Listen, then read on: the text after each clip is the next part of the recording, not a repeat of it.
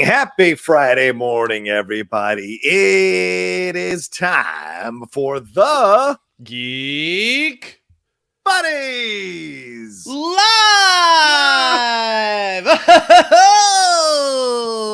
Oh, boy, I'm on my second cup of coffee for sure. Thank God. I'm on my second cup of iced tea. Thank you, Starbucks.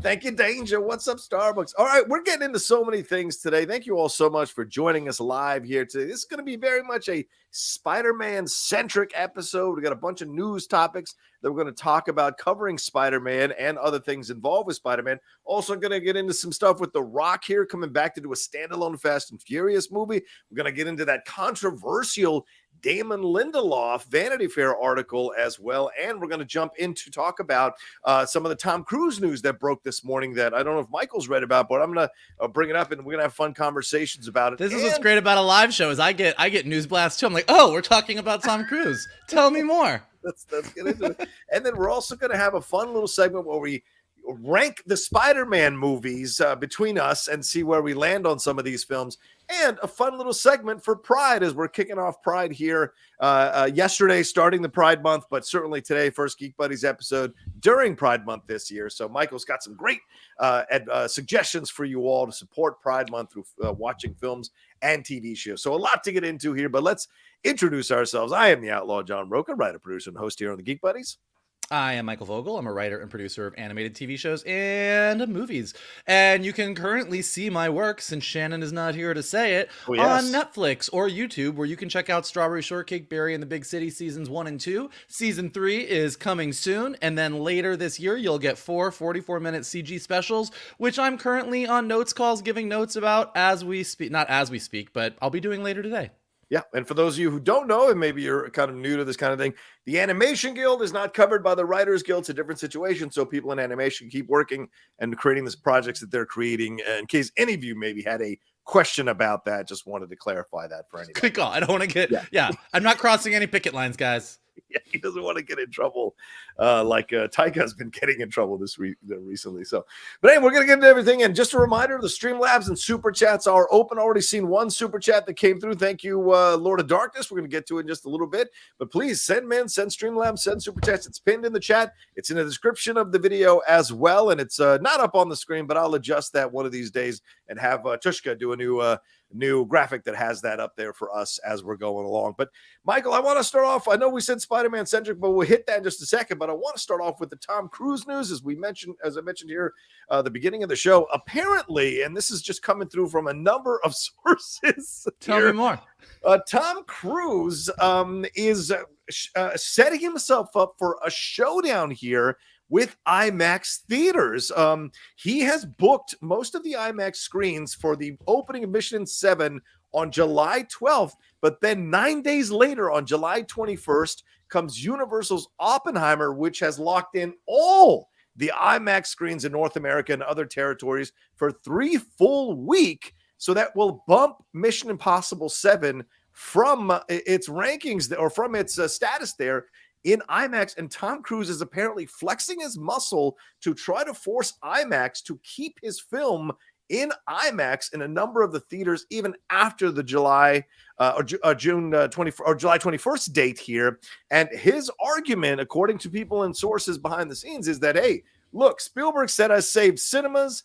My Top Gun Maverick made $1.5 billion, 110 millions of that money came from IMAX theaters. No way is Oppenheimer going to make what Mission Impossible is going to make on the IMAX theaters. So therefore, I should have precedence here. The counter is Nolan has pretty much been the IMAX darling and has screened his stuff in IMAX, shot Oppenheimer entirely in IMAX. So now this is becoming a battle of heavyweights behind the scenes. Tom Cruise versus Christopher Nolan, with poor IMAX caught in the middle. And Mike, you and I know someone who works pretty high up in IMAX. It must be interesting to be caught in this battle. What do you think about this? What do you think is the resolution, or what do you think about Tom Cruise flexing his muscles a little bit here?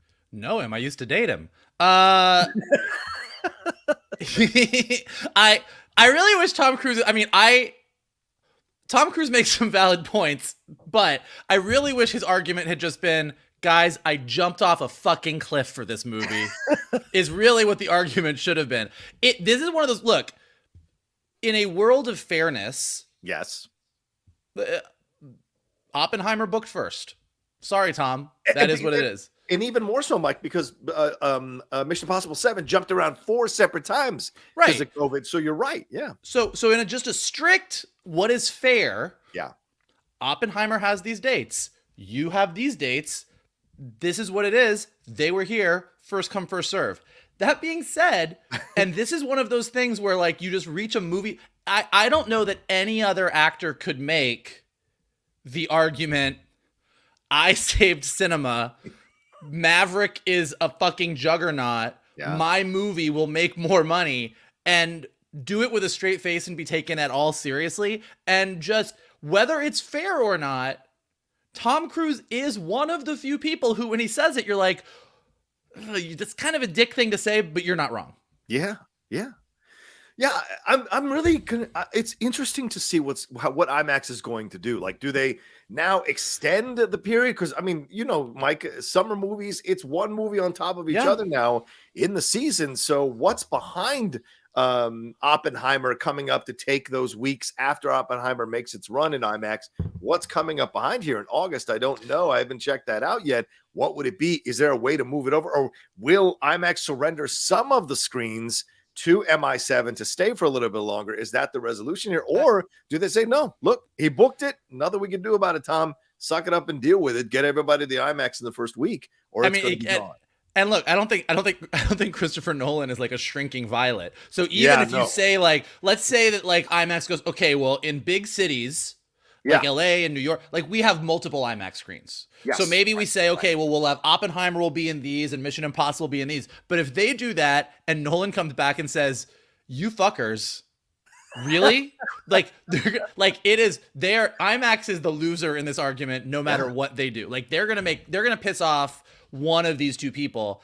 It's an interesting one. I mean, and the truth of it is it doesn't really matter. Like even if Mission Impossible after 3 weeks goes off IMAX screens, it's still making $1 bajillion. That's true.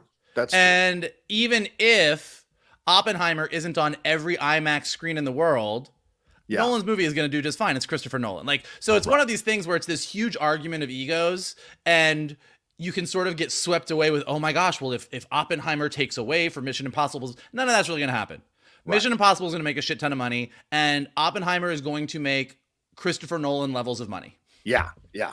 And from what I see here, it's Blue Beetle who would be coming after Oppenheimer on August 18th. And then after Blue Beetle, it's The Equalizer 3 in IMAX. So I don't know. It's going to be real interesting how they make this all work and how they're putting it together. But I mean, I'm not surprised Tom is flexing his muscle a little bit. And Tom, you know, we've seen the rants of Tom behind the scenes on this movie. He clearly wants this movie to work, Michael. So I'm not surprised he's flexing his muscles. Yeah. Once again, I just love that we have Tom Cruise.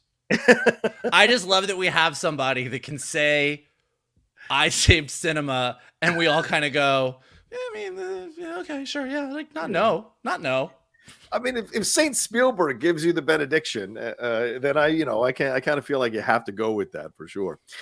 Let's move on to and we got some Streamlabs Super Chats coming in. Keep sending them in, folks. We're definitely going to hit them as we go along. Just want to get a little deeper into the show before we address them and talk about them here on the show for sure. So, but let's move on to another topic here, Michael. I want to get your thoughts on this as well. Tom Holland is out promoting the new show that's coming out for him on Apple TV. It's called The Crowded Room. It's set in New York City, and it's set, I think, in the 1970s in New York City. So an interesting thing that he's been involved with from the beginning. It's set in 1979. He plays Danny Sullivan, who was arrested for his involvement in a New York City shooting in 1979. Through a series of interviews with an interrogator named Raya, played by Amanda Seyfried, Sullivan slowly reveals his darkest secrets. But he was asked about Spider-Man 4, and he said, quote, I can't talk about that, but I can say that we have been having meetings. We've put the meetings on pause in solidarity with the writers. There's been multiple conversations had, but at this point, it's very, very early stages. And Amy Pascal essentially alluded to that, said they're going to make another movie, but they're waiting for the writer's strike to kind of calm down at this point before they jump into it. So are you, surprised that there's a Spider-Man 4 coming? And although they haven't officially said there's a new trilogy, even though Amy kind of let that slip during the Spider-Man No Way Home press rounds, Does the fact that they were having early conversations about Spider-Man 4, does this excite you? And then what does that make you think about the Sony Spider-Verse, quote unquote Spider-Verse? Are they now maybe leaning more towards bringing back Garfield or Tobey Maguire? What are your thoughts on this? Well, can you just put that picture of Tom Holland back up for a second? Oh God. All right, sure. Hold on a second. Let me see if I can find it. I might have deleted it. Just so what? You don't get it. Yeah, I might have deleted it. But go ahead. It is gay pride. I'm sorry. It is gay pride. I just wanted to look at his handsome face for 3 more seconds. Thank you. There you go. Look how handsome he is. He's a good He's so looking handsome. Dude. He's a good Look at that. Look at that face. Okay, now I'm good. Thank you. Thank you. All right. You know what? You're a wonderful ally this Pride Month. Thank you for doing that. Thank you for doing me that kindness. I don't think it's any surprise that they're doing a Spider-Man 4. Yeah. Again, like if you think about it, and we talk about this all the time, like we talk about where is Marvel at phase 4, phase 5, or do we all have Marvel fatigue? Are we over it? What's going on with Kang? There's all of these things that we talk about, the oversaturation. I don't think anyone is oversaturated on Tom Holland Spider-Man. Okay. Like that is something that both, and it's interesting because for the longest time, like Sony was like, Sony needs it. Yeah. And it's great if Marvel has it. Like Marvel was firing on all cylinders and we wanted Spidey to be in that universe. Right. But if they hadn't, like when you were in phase 2, phase 3, you're like, I love Spider-Man, but even if they don't, they're killing it. Right now, Marvel kind of needs Spider-Man just as much as Sony does. Like it is in everybody's mutual interest to pay Tom Holland all of the monies and keep him going because he's one of the things that we all agree about in the Marvel universe and that we're all excited about. Like, we're like, give me more of it. Like, and especially because as our friend Mike Kalinowski was very happy about when we all saw No Way Home, for anybody that feels that Marvel skipped over some of the origin that we had seen in the previous Spider-Man movies and didn't love that, they sort of very neatly ended No Way Home in a way that we're going to get a lot of the Spider-Man that we didn't get because he was Tony Stark's protege. So there's a lot of excitement around where that story can go. The fact that nobody knows he's Spider-Man, the fact that he doesn't have the Avengers and Tony Stark at his back. So I think that not only does it make financial sense that they want to do this, but creatively, like there's excitement there. I am sure that as part of the Sony Marvel conversations, Amy Pascal is like, and then Tom can be in our Spider-Man movies, right? And I am sure that Kevin's like, oh, we'll talk about it later, Amy. Yeah. Well, I gotta go. I got another call. Tyka's calling me on the other line. We've talked about this a ton. I want Sony to make. I want them to spend every bit of money on every animated Spider-Man thing that Lord and Miller want to do for the rest of time. Yeah. And I would be more than happy if they took all the money from their Spider-Man universe live action stuff and just sunk it into animated Spider-Man stuff. Yeah. And I don't think anybody, even if you are a fan of the Venom movies and Morbius and you're excited for Kraven, I think if they all of a sudden stopped making those movies and said, we're going to double down and do 5 more animated things with Lord and Miller, I think we'd all be like, cool, that's a smart choice. I think creatively we'd all be cool, that's a smart choice.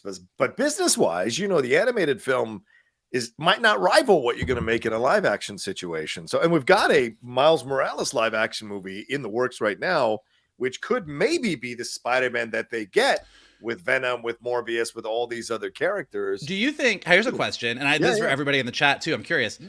And I don't know if they said, so I might be behind on the news on this. Like, sure, please. Is a Miles Morales movie going to be a Sony Spider-Man movie, or is Miles Morales going to get introduced in these new Spider-Man movies into the MCU? I'm from what I'm hearing is it's going to be a Sony Spider-Man movie. It will be a Sony Spider-Man movie with Miles Morales because he has been exclusively a Sony property animated wise. They don't have a Spider-Man now. I think all this talk about Garfield and Tobey coming back is all just fun conversation. I actually don't know and don't think that they're going to come back because they're getting longer in the tooth. The idea of them coming back to play these characters, you want to kind of still have that young vibe to them.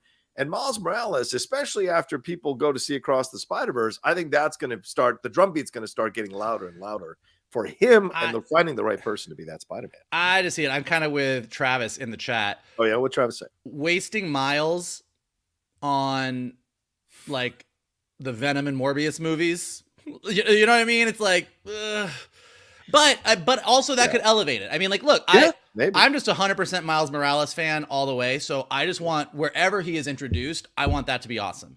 Yeah. And if he comes in to the Venom, Morbius, Craven, Madam Web universe, and all of a sudden somebody comes in and makes that all make sense and it's awesome and we love it, great, fine. I'll be the first person that'll be happy to actually care about that universe on any level, but they'll have to do a lot of heavy lifting to get me there. Yeah, there's going to be a lot of heavy lifting. You're not wrong about that for sure.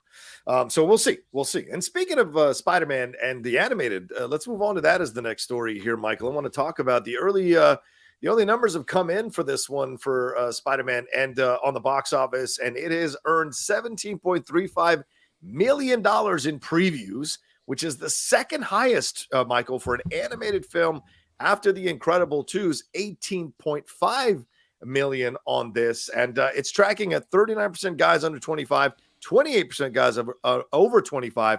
That's me. 21% women under 25 and 11% women over 25. And 79% definite recommend with a very diverse turnout, with Hispanic and Latino audiences repping 33% of the crowd, Caucasians 30%, Black 20%, Asian 11%. I told you we go to see these movies, people. And they're looking at these numbers that are seem to be boding really well for this. And it's destroying the numbers from Into the Spider-Verse because people have had time to watch that animated feature. And it's been 5 years since that one came out in this sequel. And of course, we get the sequel to this one in 8 months or something like that next year in, I think, March of 2024. So we've got that coming up. But yeah, the numbers here, it looks like they get like 90 million for the opening. What do you think about this? Does this bode well? Were you hoping for bigger numbers? Do you think it might break 100 and shock a lot of people because of the positive reviews? If it breaks 100, I'll be thrilled. I don't think it matters. I mean, it matters for the news cycle, but based on every single tweet and review and person that I've talked to, this is like one of those movies that, like, word of mouth is beyond what anybody's wildest expectations could be. This is a movie that if you didn't go see Into the Spider-Verse, your friends are all like, listen, you've got to go see this on the big screen. It's the craziest thing I ever saw. And people will go watch Into the Spider-Verse just so they can go see Across the Spider-Verse. With this, the word of mouth on this is insane. I'm seeing it tomorrow morning. Okay. It is, like, as I've mentioned, it's Gay Pride this weekend in Los Angeles, in West Hollywood. I might be more excited about going to see Spider-Man tomorrow morning than I am about the Gay Pride stuff that I'm doing this weekend. Well, to be fair, don't tell everybody. That's a new movie, Gay Pride, you've done. So I am so beyond excited, and so I think that I want this to set records. It would be awesome if it made over 100 million. But what's going to be really great is next week when we do Geek Buddies and we talk about, it only had a 12% drop or whatever, like some insane thing because people are still going to see it. Yeah. And certainly, just to announce this here on the show, we are going to spoiler review the movie Monday night. This Monday night, the Geek Buddies are going to be spoiler reviewing. Hey, John, why are we not doing our spoiler review on Sunday night? You want me to read the text? I don't think I can. You can read the text. I can say this. John texted me. He goes, guys, when are you seeing it? I'm like, I'm seeing Spider-Verse Saturday morning. He goes, great. Do you want to do a spoiler review Sunday night? And Michael said, wait, I gotta find it. He says, Sunday is Gay Pride and you will not want me anywhere near the Geek Buddies. So there you go. That's what he said. So we understood that. True so we're facts. Definitely gonna do it on Monday. True facts. For sure. We have Christian Harloff's Galaxy Edge in here. Oh my God, who is that?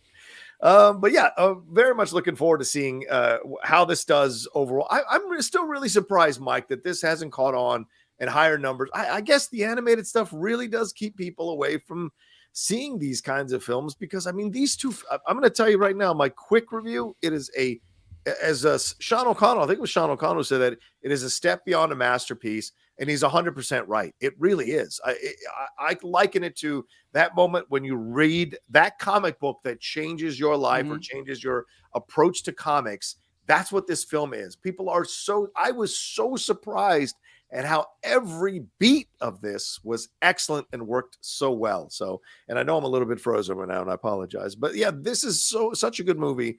So I know it's projected at 80, maybe 90, but I would love it if it broke 100, 110, 120 and shocked a lot of people, kind of like Black Panther did or Aquaman did, going to $1 billion. I would like that to happen for this. Yeah. I'll tell you, and I know we're going to talk about the Ninja Turtles trailer in a minute, but I got to tell you, I was talking to some friends about this today. I think we're at an inflection point. Like, I think things are about to change. Like, we've been seeing it. You've been seeing it for a while now. You've been seeing Arcane on Netflix, Invincible on Amazon. We've been seeing these things, and to your point, when Into the Spider-Verse came out, it really did blow people away, and it was not. Look, if you're a Geek Buddies listener, you know I love Disney, you know I love Pixar, you know I love DreamWorks. Those are movies that are family movies that, when they're really good, they elevate into, this is beyond just a family movie. This is art. It's amazing. It's for adults too. Like Finding Nemo, every kid loves it, but you're like, oh, this is really a movie about a dad that needs to get his shit together. But Into the Spider-Verse was on a whole other level. From everything I'm hearing, Across the Spider-Verse is on a whole other level. Ninja Turtles, even though obviously kids want to go see it, like, you look at the art style, you look at the story, you look at what they're doing. These are movies that are being made with a level of care that, like, this is like, oh, we're not just making a movie to get kids in there. And fortunately, we're a generation of people who grew up and never put away our geeky things, which is why you all listen to Geek Buddies, because we're all around here in our 30s and 40s and 50s and 60s and whatever, talking about Star Wars and the Marvel Universe and Ninja Turtles and Spider-Man. But so the audience is primed and ready. The audience is like, I don't see a distinction between animation and live action. And the movies and the quality of movies and the types of stories that they're telling is catching up to that. So, like, with the 1-2 punch of Across the Spider-Verse coming out now and that Ninja Turtles movie coming out later in the summer, I think we're going to start seeing a big difference in certain animated movies. And even, I mean, I'll include Guillermo del Toro's Pinocchio. Yes, on Netflix. That's a great point. That is not a kids movie, guys. Right. Yeah, there's Nazis in it. There's Nazis in it. We've been seeing the progression of animation, as Mike, as you so eloquently point out, the progression of animation, the level of animation getting higher and higher, and more people being drawn to this stuff. And that's a great point you bring up, an inflection point. Eventually, the older generation starts to move out of the way, and the younger generation embraces a new approach to films.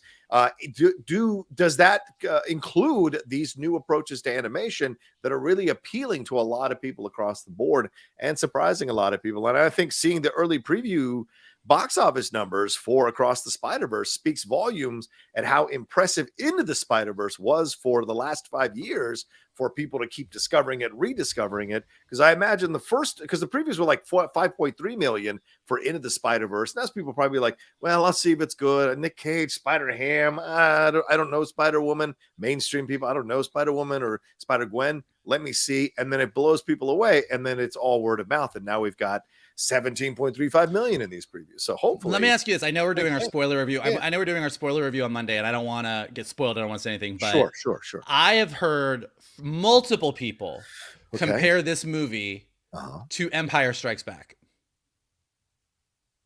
Like, people are like, this made me feel like Empire Strikes Back. In that it's a self-contained film, yet it does obviously connect up to, yes, I would put this in the basket of these great setup films like Empire Strikes Back that are their standalone films that you can enjoy, and Infinity War. I absolutely think Infinity War, Empire Strikes Back, these are correlative to what you're getting in Spider-Man Across the Spider-Verse. And by the way, the gutsiness of them making this a over 2-hour animated film that you do not feel at any point in the movie, in my opinion.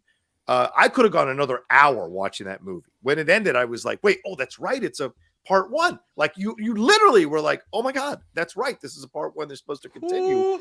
I totally forgot as I was watching the movie, because there's so much adventure, such an interesting story, and so many fleshed out characters, and all the stuff with the Spider-Men when you show up at that place that's been teased in the trailer. Yeah. Just great.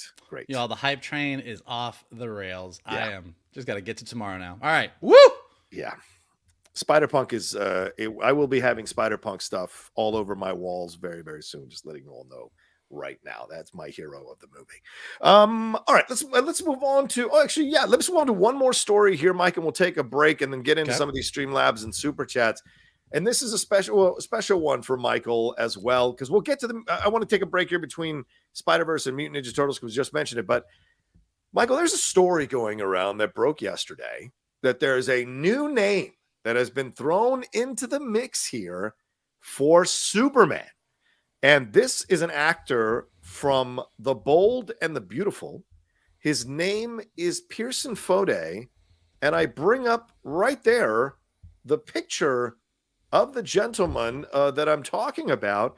If you want an even closer look at this man, I suppose I can give you that. But he has 1 million followers on Instagram. You look at this face, you look at these piercing blue eyes, that chin, the bit of the 5 o'clock shadow here, and that incredible hair. And he's 31 years old, and he's an unknown in the way that a mainstream type of thing, still with 1 million followers on Instagram. Your thoughts on the look of this guy, the possibility? Could you see him with Rachel Brosnahan?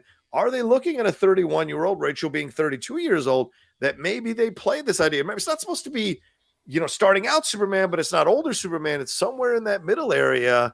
Would this work for you, looking at this guy's face, looking at this guy's presentation here? What do you think? I mean, it's a pretty face. Yeah, look, I mean, having no knowledge of his acting ability whatsoever, yes, he looks the part. Yeah, he looks good, and I agree, and we've talked about this. I think when we broke all the casting news, or we were talking about the casting news, yeah, I think going with more of an unknown for Superman is the right way to go.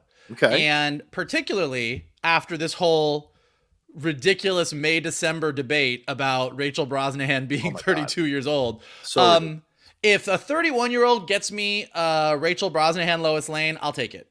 Like, I will take whatever, do whatever you need to do to get me the marvelous Mrs. Lane in that Superman movie. He's been hinting at it. Why am I wearing the red suit? This one here, this was 2 months ago. Become the hero in your own story. I don't know, Mike. I mean, he might have been look at this. Come on. This is a good looking dude. He's a good looking dude. And, all right. He looks the part. I will say, yes. And this comes up all the time. And like, he looks the part. Looks good. And like I said, I've never seen him act. There's been debates from back when Ian McKellen was cast as Magneto. Yeah. When Tom Holland was cast as Peter Parker and he looked so small, and there's always debates about, does this person look the part or not? And sometimes you find someone who looks the part and acts the part and it's perfect. Right. Robert Downey Jr. is a prime example. Yeah. Sometimes you find someone who looks the part and then you get them in that screen and you're like, yeah, you don't have it. So he absolutely looks the part. And James Gunn, looking at Guardians of the Galaxy, looking at the Suicide Squad, he's good at casting. I mean, he casts people that deliver. So I do trust there's, for all the questions that we have about James Gunn and how is he going to work as the architect of the universe and not just the director of singular movies, like lots of debates, but James Gunn's casting has been pretty spot on. I mean, a big reason of why we all love those Guardians movies is that's a banger cast. So I think he's going to do well there. And like I said, right now, anything that gets me Rachel Brosnahan as Lois Lane, I'm on board for. 100%. I just rewatched the final episode of Miss Maisel the other day because I like the finale so much. And the whole time that I was watching it, I was like, yep, that's Lois Lane.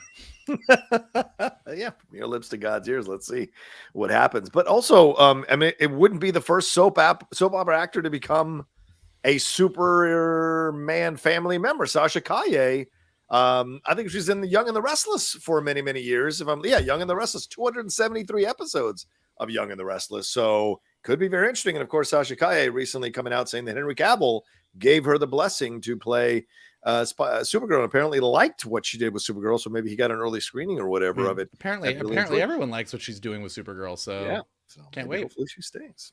James. All right. Anyway, let's take a quick break and we'll jump into some Streamlabs and Super Chats, and then we'll get into a couple more news topics, and then we'll jump into our Spider-Man rankings and some Pride stuff going on as well right after this. I'm coming out.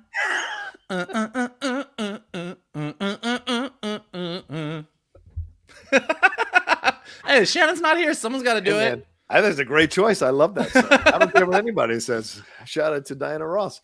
All right. Okay, let's move on to the next story here. And as Michael was teasing a little bit, it's Teenage Mutant Ninja Turtles Mutant Mayhem time. This trailer dropped earlier this week here from producer Seth Rogen, who's also playing one of the characters.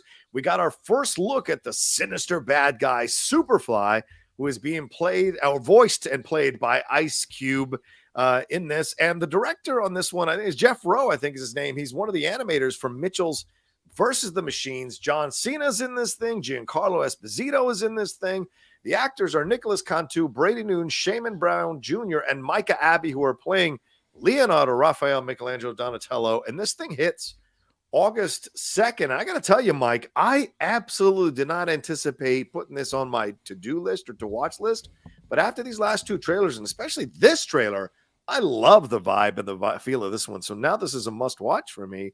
What are your thoughts coming out of this second trailer for Teenage Mutant Ninja Turtles Mutant Mayhem? I mean, I love the first trailer. This trailer solidified me. It's like I said, like I'm banking on this movie. Yeah. Like I think this movie is going to be another one of those movies in the furthering animation and the genre and what it can do. Oh yeah. Even though it is a movie about four mutant turtles and their rat dad, like I said, like this is the world that we grew up in. Like to me and to most of the geeks in our generation, there is a world where like we will go see a historical biopic by Spielberg and then go see a movie about four Ninja Turtles fighting a fly and go, yeah, those were both excellent films. Like there's no difference to us. And I love that we live in that world. So already from the first trailer, loved the look. Love the fact that they're actually being voiced by kids. Yes. That they actually sound like kids. I think that is that's one of those choices that if you grew up with the Ninja Turtles from our childhood, like it throws you for a minute because they sound so different. But then when you think about it, you're like, yeah, no, that's great.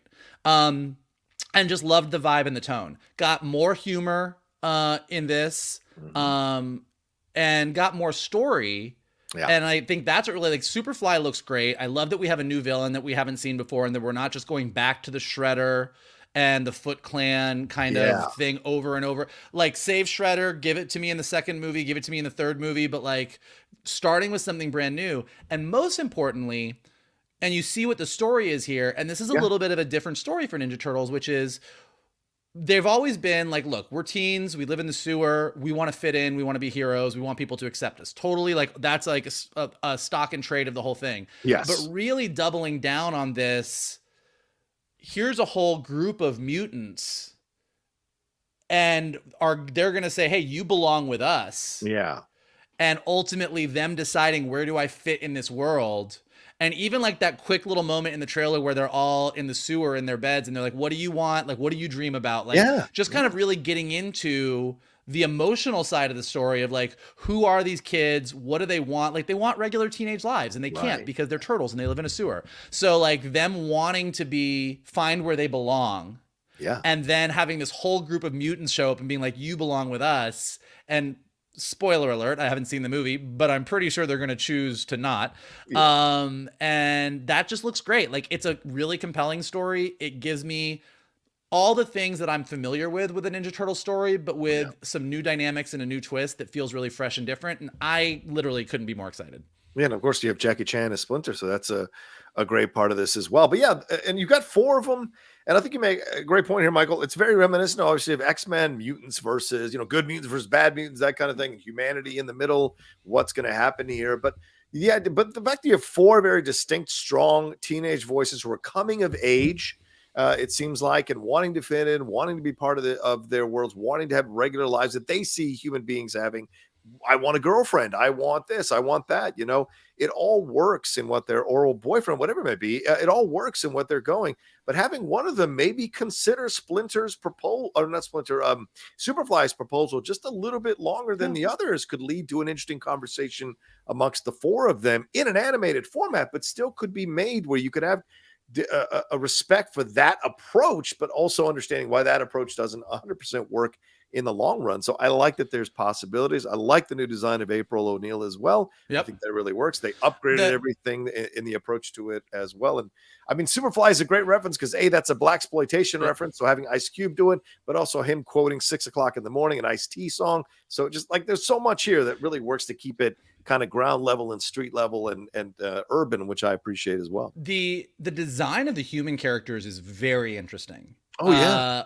Only because like usually when you're doing an animated film and you know you sort of default back to what's cute and appealing and cartoony, and if you look at Disney movies, Pixar movies, DreamWorks movies, the humans, big eyes and they're really nice looking or whatever, and these humans have a very distinctive look that I've not seen in any other animated movie that is on the verge of like looking almost weird, but I'm kind of into the vibe of it. So I think it's going to be really interesting to see how those animated characters play on screen. So I'm stoked. I can't wait.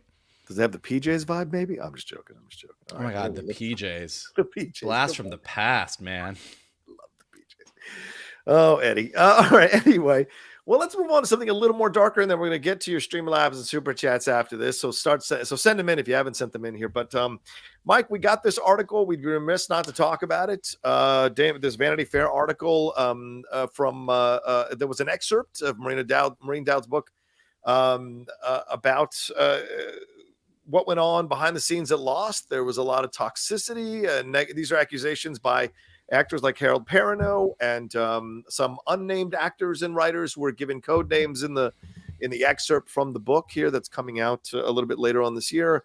A couple of the writers, including Javier Garcia-Marshall, are talked to about some of their experiences from Damon Lindelof and Carlton Cuse as the showrunners, and there were a lot of accusations of racism, of misogyny, of sexism, and even Harold Perrineau speaking about a bit of cultural blindness or deafness to the storyline that he was involved in with Walt and his character here. So, I mean, I don't want to rehash all of it, but I just want to lay the groundwork a little bit to let people know you should definitely read this excerpt. It's pretty extensive. I've already pre-ordered the book because I got to read this thing. I think it's called Burn It Down. And so, Michael, your thoughts when you read this, and both Lindelof's defenses, he did take responsibility, but also kind of defended some stuff by saying, I don't remember.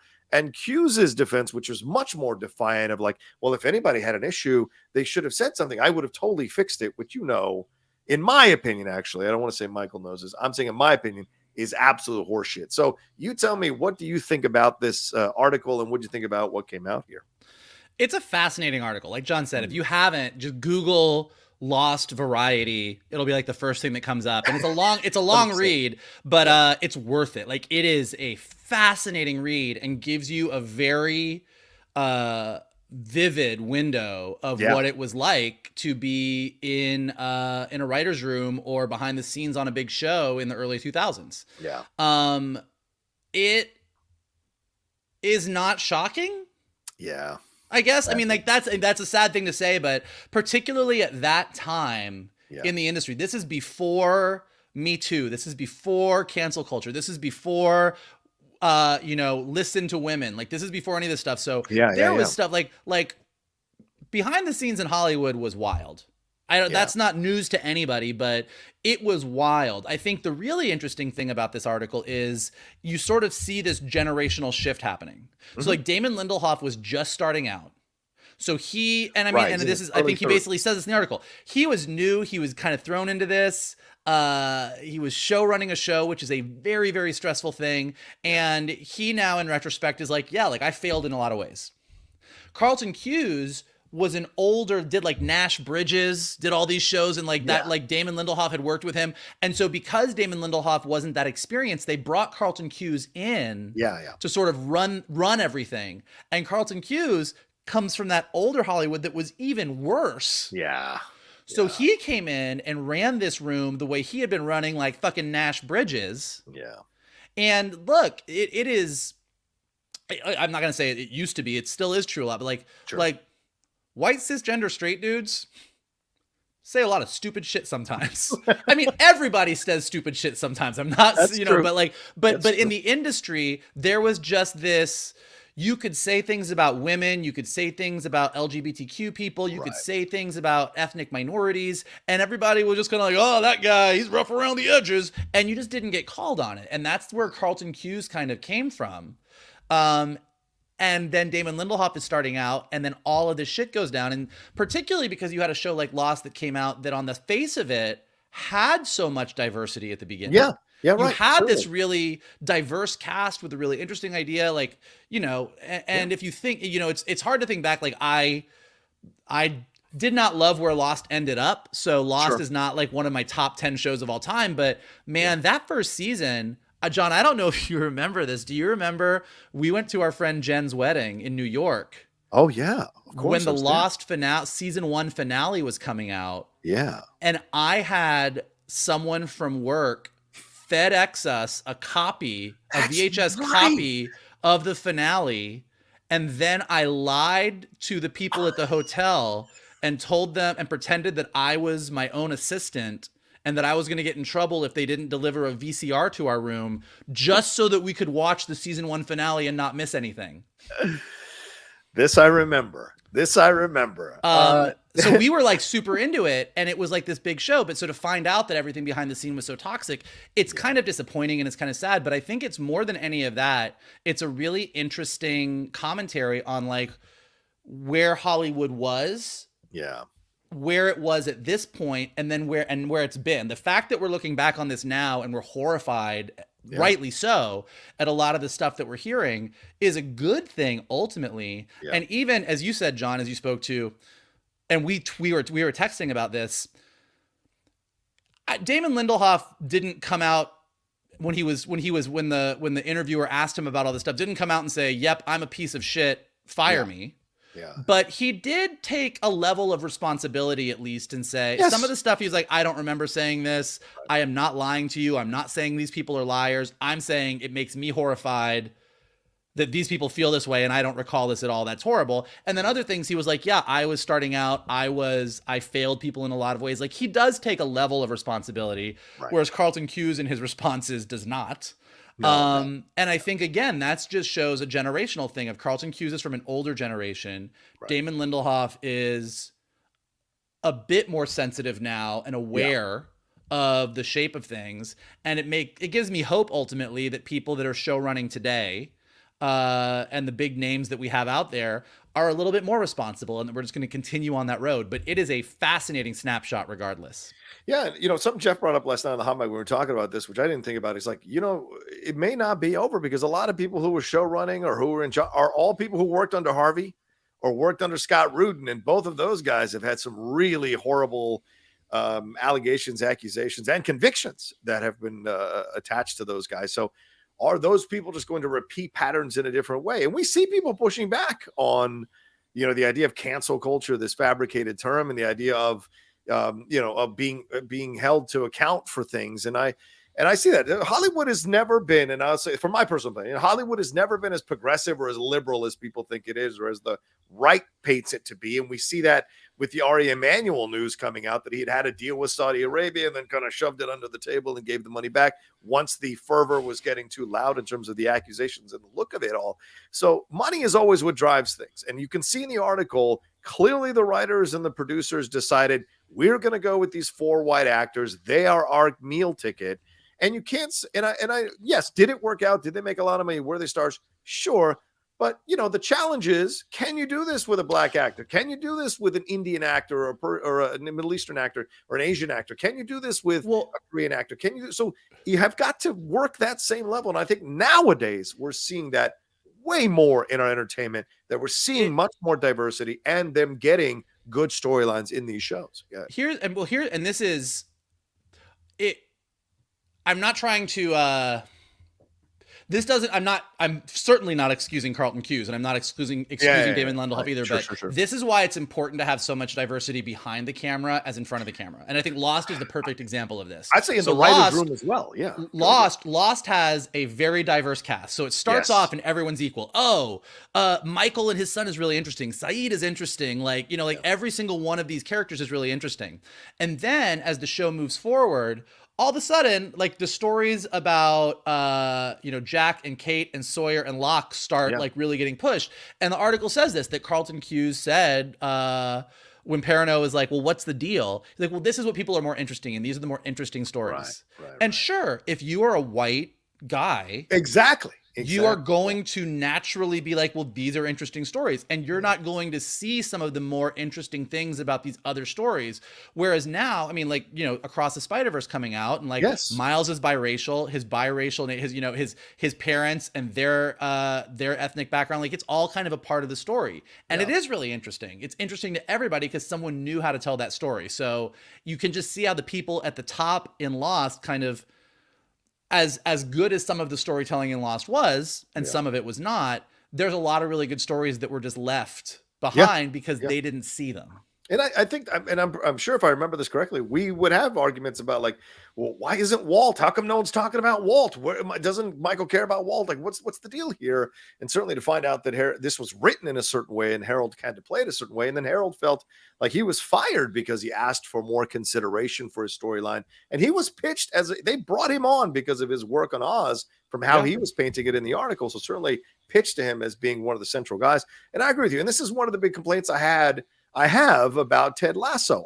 You've got basically white straight men in charge of the entire show. And yes, you do bring in some female writers, most of them white, and to kind of tackle these subjects, but there should have been much more done with the characters of color to flesh out their stories, to give them back. Everyone loves the Jamie Tart storyline, and it is great. MVP storyline of the series. But there could have been more with Sam beyond him being just a smiley guy that occasionally gets into a little bit of rough waters. I wanted more with Isaac. What's his backstory? What's his parents? What's going on with him? I wanted a lot more with Danny Rojas. Latinos are such a significant part of the soccer football culture. To turn him into the butt of the joke or the sweet guy with the philosophies and obsessed with a striker for the season, that to me undercuts what more we could have done, which is, where's Danny's family? How does Danny feel about him his family feel about him being overseas and playing? When he goes to play for Mexico, what's that vibe like going back to play with his fellow Mexican players? Like, there's so much that could have been explored. And so to me, I will bang this drum forever. If you're going to do characters of color on your show and it's an all white writers room, an all white producing team or all white creators team, get the fuck up off of your ass and go and find people who are of color or women of color and have them have their perspective as strongly, equally met as yours, so you can have a more fleshed out, believable show. And that is, I think, one of the lessons coming out of this article that is hammered home even more is you need more diversity in all areas so you can deliver a much more richer show that resonates with people for generations. So, so we'll see. One last story, and then we'll get into Streamlabs and Superchats. Michael, The Rock is coming back. I don't know if you have a lot of opinions on this. He is coming back to the Fast and Furious franchise. He's going to do a standalone Fast and Furious movie that's going to fall between the recent Fast X movie and a sequel to that Fast X movie that's coming out. This is the film. It's being written here. Oh, it's written rather. And it's he delivered a 4-minute, 12-second video about this. And Jeff was saying last night on Hot Mic, the rumors are that The Rock is not getting green lights on his projects at the level that he was before. And that this was a way of going back to something that worked for him to see if maybe this will help him kind of get out of the current funk that he's in the bad streak that he's in right now with all of his movies. So what do you think when you hear this? Do you think this is a little bit hey guys, I can still make it work if I go back to this? Or does it feel a little desperate, or does this feel like the right thing to do right now? I don't know. It doesn't feel desperate. Okay. Going back to one of the biggest franchises in the world is like, yeah, okay, that makes sense. But I think it's 100% what Jeff said. Like, yeah, he was like, I'm The Rock. I can do anything. Yeah. Look at me make this Black Adam movie. I'm going to turn Black Adam into the biggest thing in the DC universe. It's going to be Black Adam versus Superman. This is what we're doing. Just wait and see. And then we were all like, no. No. That is not what we are doing. And I think not only look, everyone has movies that don't do well.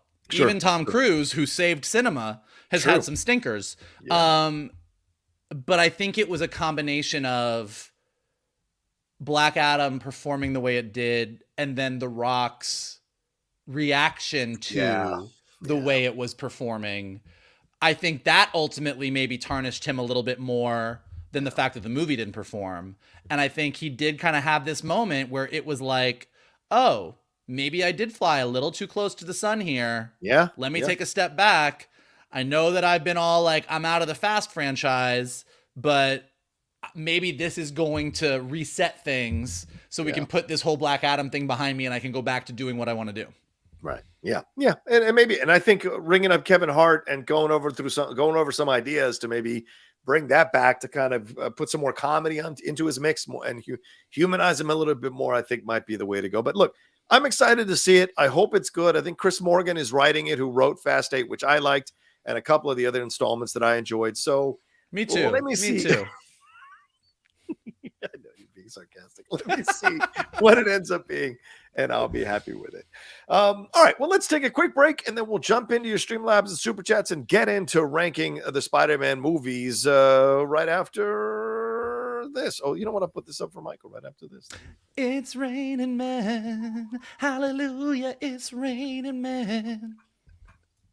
That's very good, Mike. Thank you. Thank you. All right. Anyway, let's get into this stuff here. Let me hit some of these Okay. So, here we go. Lord of Darkness says, yo, what's good, Vogel? My G, what's your favorite show at the moment, which is not geek related besides Succession? Same goes for you, John. Love you both. Fan since Collider. Thank you. Rocha, keeping it real and raw. Well, always. Michael. Answer. I mean, I already said this because it already came up in the Superman conversation, but I am very sad that The Marvelous Mrs. Maisel is done, and I was even considering maybe going back and starting at the beginning and doing a rewatch of it and binging it, only because like it hits the other, like I'm definitely a geek. Yes. Spoiler alert, if you didn't know. But the other thing that I love is, Rocha and I were theater majors. And we love stage plays, we love musicals, but like Mrs. Maisel, just the art direction of the show, the way the costume design, the way it captures this era of New York, and most importantly, the way that the dialogue is written, almost like a Neil Simon play. Like it feels a lot of times like I'm watching something on stage more than I'm watching a TV show. And just like the flow of dialogue, just the timing of everything. And so it's just a really great show that I think is really strong. I know Rocha has not watched it. And so maybe I'm going to make him do it at some point. Yeah. So that's really, really good. I just started Platonic. Oh, okay. Was checking that out and not 100% sure about it yet, but like enjoying it. 100% sure that I think Rose Byrne is the funniest part. Like Rose Byrne is, we forget that Rose Byrne is such a funny comedic actress. Yeah. Or I do sometimes at least. And boy, is she funny. Yeah. She is so good. I'm trying to think, what are some of the other things? Silo kind of counts as a geek show, I think. Yeah. But yeah, but that Marvelous Mrs. Maisel is my vote for this week of the non-geek thing that I think everybody should watch. Yeah, I've got to jump into that show. I really do. Just kind of take my time through it and watch a couple episodes every few days. For me, the new season of Nora from Queens, I am loving the new season with Awkwafina. The season finale is already next week, which kind of blew my mind that already there's a season finale. But right now, I'm into some documentaries. I've already spoken about the fact that I watched the House of Hammer documentary on HBO Max, which I highly recommend. It's 3 episodes, especially now that Hammer has been found not guilty or they dropped the charges on him, which I think is kind of crazy when you watch that documentary. But I just watched 7 hours of this two Hillsong documentaries that are out right now. There's one on HBO Max. I think that's 3 episodes. The one on Hulu where they talk about the preacher who got pushed out. He actually shows up to be interviewed. That is a 4-episode one. It is a fascinating exploration of the power of evangelical churches here in the country. So those are the things that I'm watching right now that I'm into that are outside the world of geekdom. Also watching a couple of British shows. Happy Valley season 3 is currently on BritBox, which I'm thoroughly enjoying. I've seen it already, but I'm watching it again because I just love the show very, very much. One of the good shows that are out there. And we're making our way through Jewish matchmaking. So we're watching that as well. So those are the shows outside of the geek world that I'm thoroughly enjoying right now. Lord of Darkness also says, seeing Spider-Verse tomorrow, by the way, it's now crossed 17.4. We talked about that. And Hogwarts Legacy is a vibe. Also, Ted Lasso made me cry 3 times in that finale. Thanks for getting me into watching it. Yeah, Mike, did you see the Lasso finale? Did you watch Ted Lasso? I haven't watched it yet. I was gonna maybe watch it before we did this live one this morning, and then I saw how long it was, and I was like, I will watch it this afternoon. Yeah. So I will be watching Ted Lasso finale later today. Nice. Interested to chat about it. Yeah. Spider-Verse, we talked about, super excited, and Hogwarts Legacy is absolutely a vibe. I had a friend of mine, a friend of ours, text me yesterday. He's like, "What are you doing?" And I was like, "Oh, I'm just watching TV. What are you doing?" And he was like, I'm making potions and breeding some unicorns. And I'm like, oh, Hogwarts Legacy. Nice. There you go. Eric Kirby says, you guys are ranking the Spider-Man movies? Rank the comic book movies that made you cry, the top 3. Not for $5, Eric. You're not getting that for $5. If you gave a little bit more, maybe we rank the 3 that made you cry. Do you have one that comes to it? Go ahead. What? I'll give you one. What? A comic book movie that made me cry. Yeah. Oh, I mean, I'd have to think back, but the Spider-Man No Way Home, I was unprepared.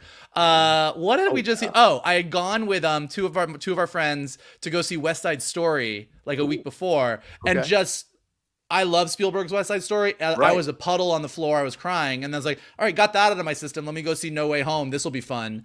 And then they did me dirty with Aunt May, and I think I grabbed our friend Blue, who I think I like held him. Wow. As I was just tears. It got me, man. It got me good. Yeah, I would absolutely. We're not going to ruin it. Spider-Man No Way Home for anybody who maybe is still kind of finding their way through Spider-Man movies. But yes, that scene destroyed me. Didn't see it coming at all, which destroyed me even more. I would say the Yondu scene in Guardians of the Galaxy Volume 2. You know, that was, I mean, I still can't watch that scene without breaking in half. And for me, the end of Logan, when he says to her, don't let them tell you what you can be. You really folded on that top 3 thing real quick. You're like, I'm not going to do it for $5. And then you just dove right in, didn't you? Damn it, Eric. Give us some more money. All right. Says, happy Pride, Geek Buddies. Thank you for the incredible content and keep up the hard work. Oh. Thank you. And happy Pride to you. Yeah, thank you, Isha. Eric Kirby also says, Mr. Vogel, what made you get into animation and what cartoons did you love growing up? Ooh, good question. I've said this before, maybe on the show, but I was just talking to somebody about this in a general meeting I had the other day. Oh. So I will give you the 2 things that really made me, like, I was at an age in 1988 and 89, when I was about at that age where I was like, oh, I should stop liking cartoons. I'm getting ready to go to middle school. I got to be cool. I should start liking cool stuff. Like, I'm not going to watch cartoons anymore. Right. Cool. And I was really trying to be like, all right, let me be a grown up. Let me put that stuff away. And then 2 movies came out, one in 1988 and one in 1989, that solidified me being the cartoon nerd that I am today and working in animation. 88 was Who Framed Roger Rabbit. Yes. I saw that movie. It truly blew me out of the water. And I spent that entire summer drawing pictures of Roger Rabbit, Baby Herman, Benny the Cab, and Jessica Rabbit. And then in 1989, Little Mermaid came out, and I saw the trailer for it, and I'm like, oh, this looks like a cute kids movie. I probably shouldn't go see it as a middle school kid. I'm going to take my younger brother and sister to see it. And then the storytelling and the music and everything blew me away. And literally from Little Mermaid on, I became, in middle school into high school, I was like the Disney guy. Like, I was the guy that was like obsessed with cartoons and knew everything about cartoons, but didn't get made fun of because like the football players would come up to me and ask me to draw Disney princesses for their girlfriends.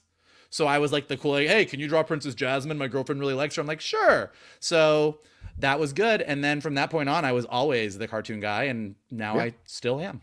Yeah, that's right. Good stuff. All right. Nick Alexander says, Spider-Verse was amazing. I already want to see it again. Ditto. Do you think this will outdo the first in the box office? Love what you guys do. Happy Pride. Happy Pride, and I think it will. I think this is gonna blow the box office of the first one out of the water, and get people really excited for the third one. Yeah, what? I say 500 million. I know that's crazy, but that's what I say 500 million, because I think the first one did 200 something or 300 million. I think, yeah, $384 million for Into the Spider-Verse. So I say 500 to 600 is in play, maybe even to 750. And I know y'all think I'm crazy because I think Flash is going to make $2 billion. Brandon says, "Hey guys, I saw Little Mermaid and it was really good. What is the next good animated adaptation to live action that you guys are wanting to see? Prince of Egypt?" Well, that's not Disney, but shit, Atlantis. Oh man, I don't think I could handle Prince of Egypt live action. I think I'd be a mess. Rocha and I watched Prince of Egypt a lot together in college. Yes. Shocking no one. He's Ramses and I'm Moses. But I actually, Atlantis is a really good one. So like I think if you listen to our review, I love the original Little Mermaid. I think the new Little Mermaid did a lot of things right. Ultimately, did not love it. Yes. But I think that Disney does the best when they take something that is a little bit less beloved, a little bit less iconic, where they have a little bit more freedom to do things. So my top two choices for what I wish Disney would do are Atlantis and Treasure Planet. I think Atlantis and Treasure Planet both. I think Treasure Planet's a better animated movie than Atlantis is. I think Treasure Planet's great. I think Atlantis looks awesome and has a lot of promise, but I think because it's like a 80-something minute movie, it just feels really rushed. And I think doing like a big, epic 2+ hour live action Atlantis, Milo, Thatch and the team finding the lost city, like I think that would be something that would blow people away. Yeah, I agree 100% with both those choices for sure. Brennan also says, is a Mufasa prequel actually confirmed? That would be so cool to see him and Scar potentially be partners and ultimately fight for the crown. Would you be interested in a King Triton prequel? Ooh, Michael. So this will maybe surprise people because I hate the live action Lion King, the Lion King remake. Like I hate it. But I am oddly interested and kind of excited and intrigued about this prequel. Yeah. Mainly because it's by definition, it can't be a shot for shot remake. It's something we've never seen before. And if you listen to the Little Mermaid review, my big thing is take these beloved characters and do these live action things and tell me something new. So the idea of a full movie about a younger Mufasa and Scar and how they ended up with the relationship they did, how Scar ended up becoming who he became, like that really intrigues me. So I'm very on board for that, whether it be a musical or not. If it is a musical, you give me more songs. Like anytime you give me something new, I get excited. So similarly, I don't think that as we talked about, like, I don't think Javier Bardem nailed Triton for me, but one of the things we said in the review is I would love to know more about what Ursula did that got her banished and how she became who she became. And so if you give me a movie that's about a younger Triton and Ursula, I'm open to it. Yeah. Yeah. I agree. I'd love to explore that relationship a bit more because it's teased in the movie, but not fleshed out enough. And for those of you who want to watch our spoiler review of Little Mermaid, it is up on the channel now. We called it "Is Little Mermaid Good or Terrible?" That's the name of the spoiler review, but definitely you can watch it. That's up there now. Mike and I have a fun back and forth and debate everything about that movie for about an hour for sure. As we are good at doing. Yes, it's very true. Real quick, let's hit these Streamlabs and then we'll take a break. Jim Fan says, "Hey, Geek Buddies, I thought Across the Spider-Verse was masterful. I turned to my bro and said, that was epic. Beautiful animation, incredible storytelling. Seeing it again today between the PS5 game and movie, Sony is doing Miles justice." Agree? We talk a lot about what Sony does wrong with Spider-Man. Yeah. But you are right that between the animated movies and the PS5 stuff, they are giving me a lot of Miles, and I love it. Yeah, a lot of Miles, so to speak. Yeah, exactly. And it was great to see friend of the show, Yuri Lowenthal, popping up as his character in Spider-Man. Jim Fan says, also with Andy M speaking on not recasting the Flash, right? Do you think this is all PR? Because I doubt they would speak ill of their main actor. Or do you think the director, cast, and crew legit care / like Ezra professionally separating their personal drama? Yeah, Mike, we didn't bring this up as one of the topics. That's my fault for not bringing this up. But yeah, Andy Muschietti came out and said he is not recasting the Flash. That as long as he's directing it, that Ezra Miller will be staying on as the Flash. And yeah, the movie's about to come out. So do you think this is something that's authentic, or do you think this is being said to kind of keep all the ducks in order to make as much money as possible with this movie? I think you never know, so I could be 100% wrong. I think it's authentic. We've talked about this before. We've talked about this with some of the Marvel actors, like Chris Pratt as an example. Yeah, Chris Pratt ends up in the news and on Twitter a lot for some stuff that we are like, that Chris Pratt, he's horrible.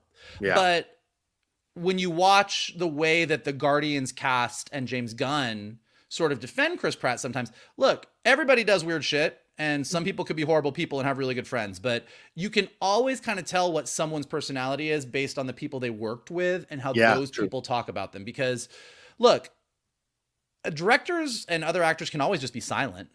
Yeah. Like, apparently The Flash is a great movie. Everyone's saying it's a great movie. I don't know that Muschietti has to come out and be like, Ezra's going to be my Flash as long as I'm making these movies. He doesn't have to say that. Right. No one's forcing, I mean, I think it's a genuine statement. And despite what Ezra Miller has done and all the videos that we've seen of them doing the things that they've done and all of the stories that have come out about them and where they were at mentally in their life, everybody seems to think that they're doing really well in the movie.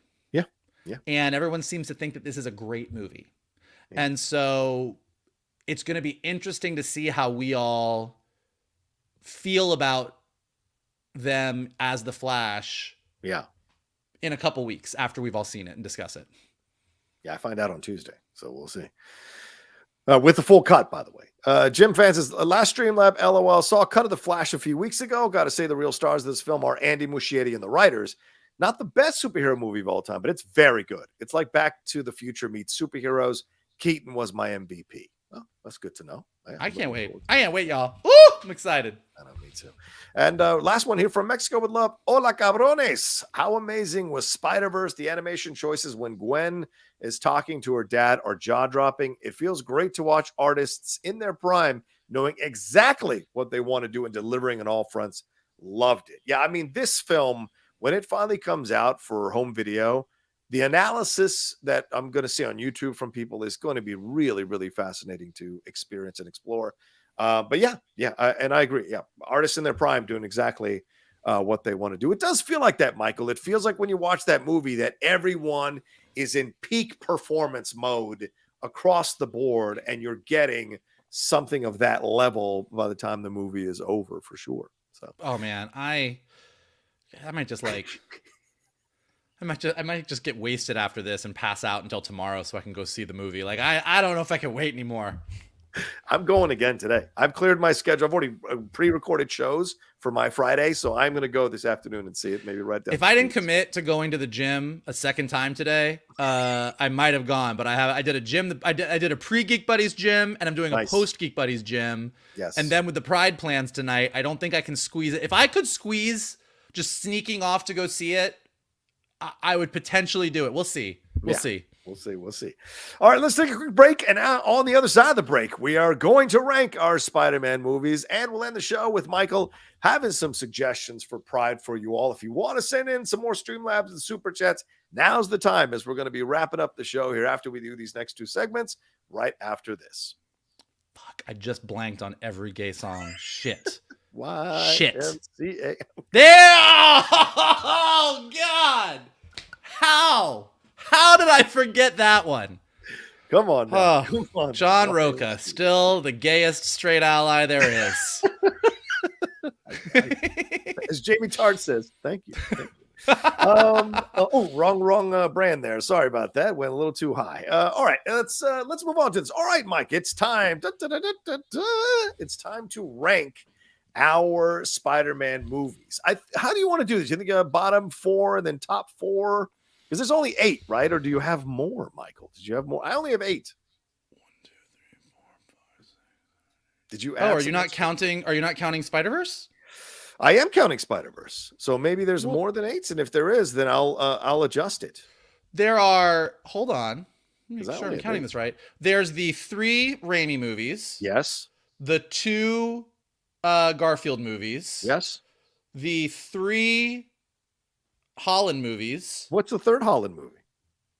No Way Home. Oh, yes. Okay, go ahead. And then you got Into the Spider-Verse and Across the Spider-Verse. So there's 10 Spider-Man movies. I didn't put Across the Spider-Verse because you hadn't seen it. I'm going to tell you what, and I'm a spoiler alert of my list. I went ahead and jumped ahead and put Across the Spider-Verse as number 1, even though I haven't seen it yet, because I am that sure that it's going to be my number 1. I was like, you know what? I haven't seen it, but I'm okay. Putting it at number 1. All right. I guess I'm putting it. I wouldn't have it on my list out of respect because you hadn't seen it, but nope. Now, you know what? I was doing it, and I was like, oh man, I haven't seen this one yet, and I was like, you know what? I'm like, look, I looked at Twitter, I scrolled it for like 2 seconds, I go, fuck it, number 1, Cross the Spider-Verse. Let's go. All right, let's do it then. Let's just go up the rankings, and then we'll have our debates and battles as we go along. What is your number 10? Number 10 Spider-Man movie. Number 10 Spider-Man movie right, is... You have 10, right? Yeah. Yeah. Okay. Number 10 Spider-Man movie is Spider-Man 3. Yeah. Agreed. I think there's no debate on that one. I've seen articles coming out recently where they tried to defend the movie. Is there anything to defend in this movie, Mike?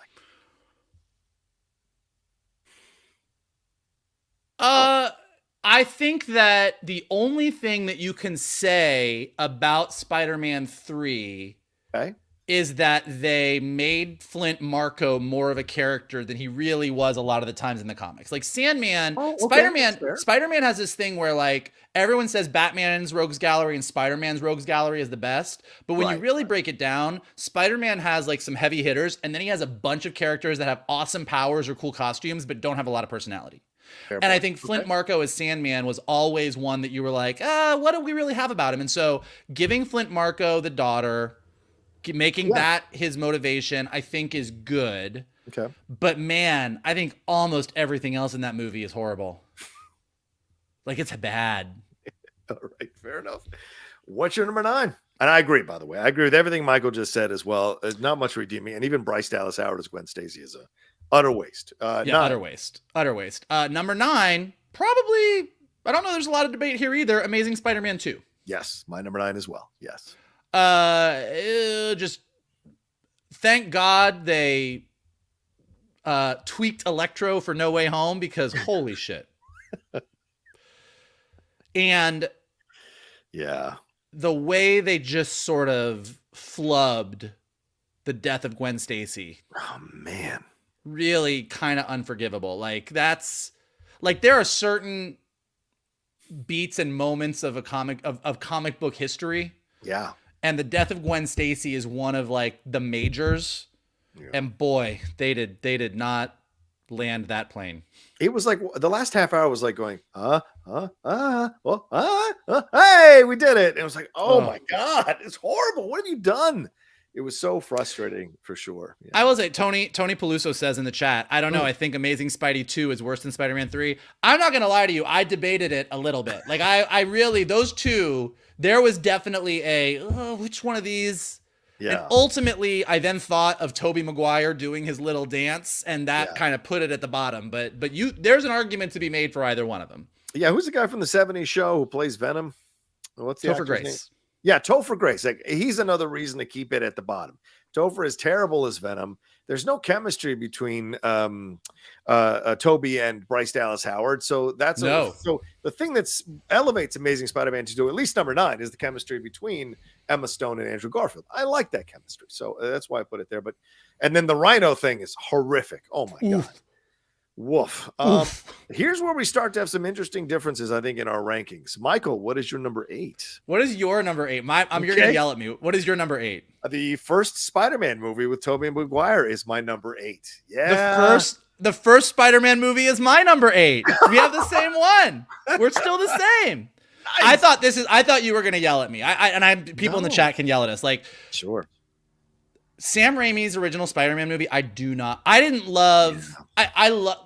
How do I say this? When that Spider-Man movie came out, seeing Spider-Man web sling on the big screen was thrilling. Of course, it was awesome. Amazing.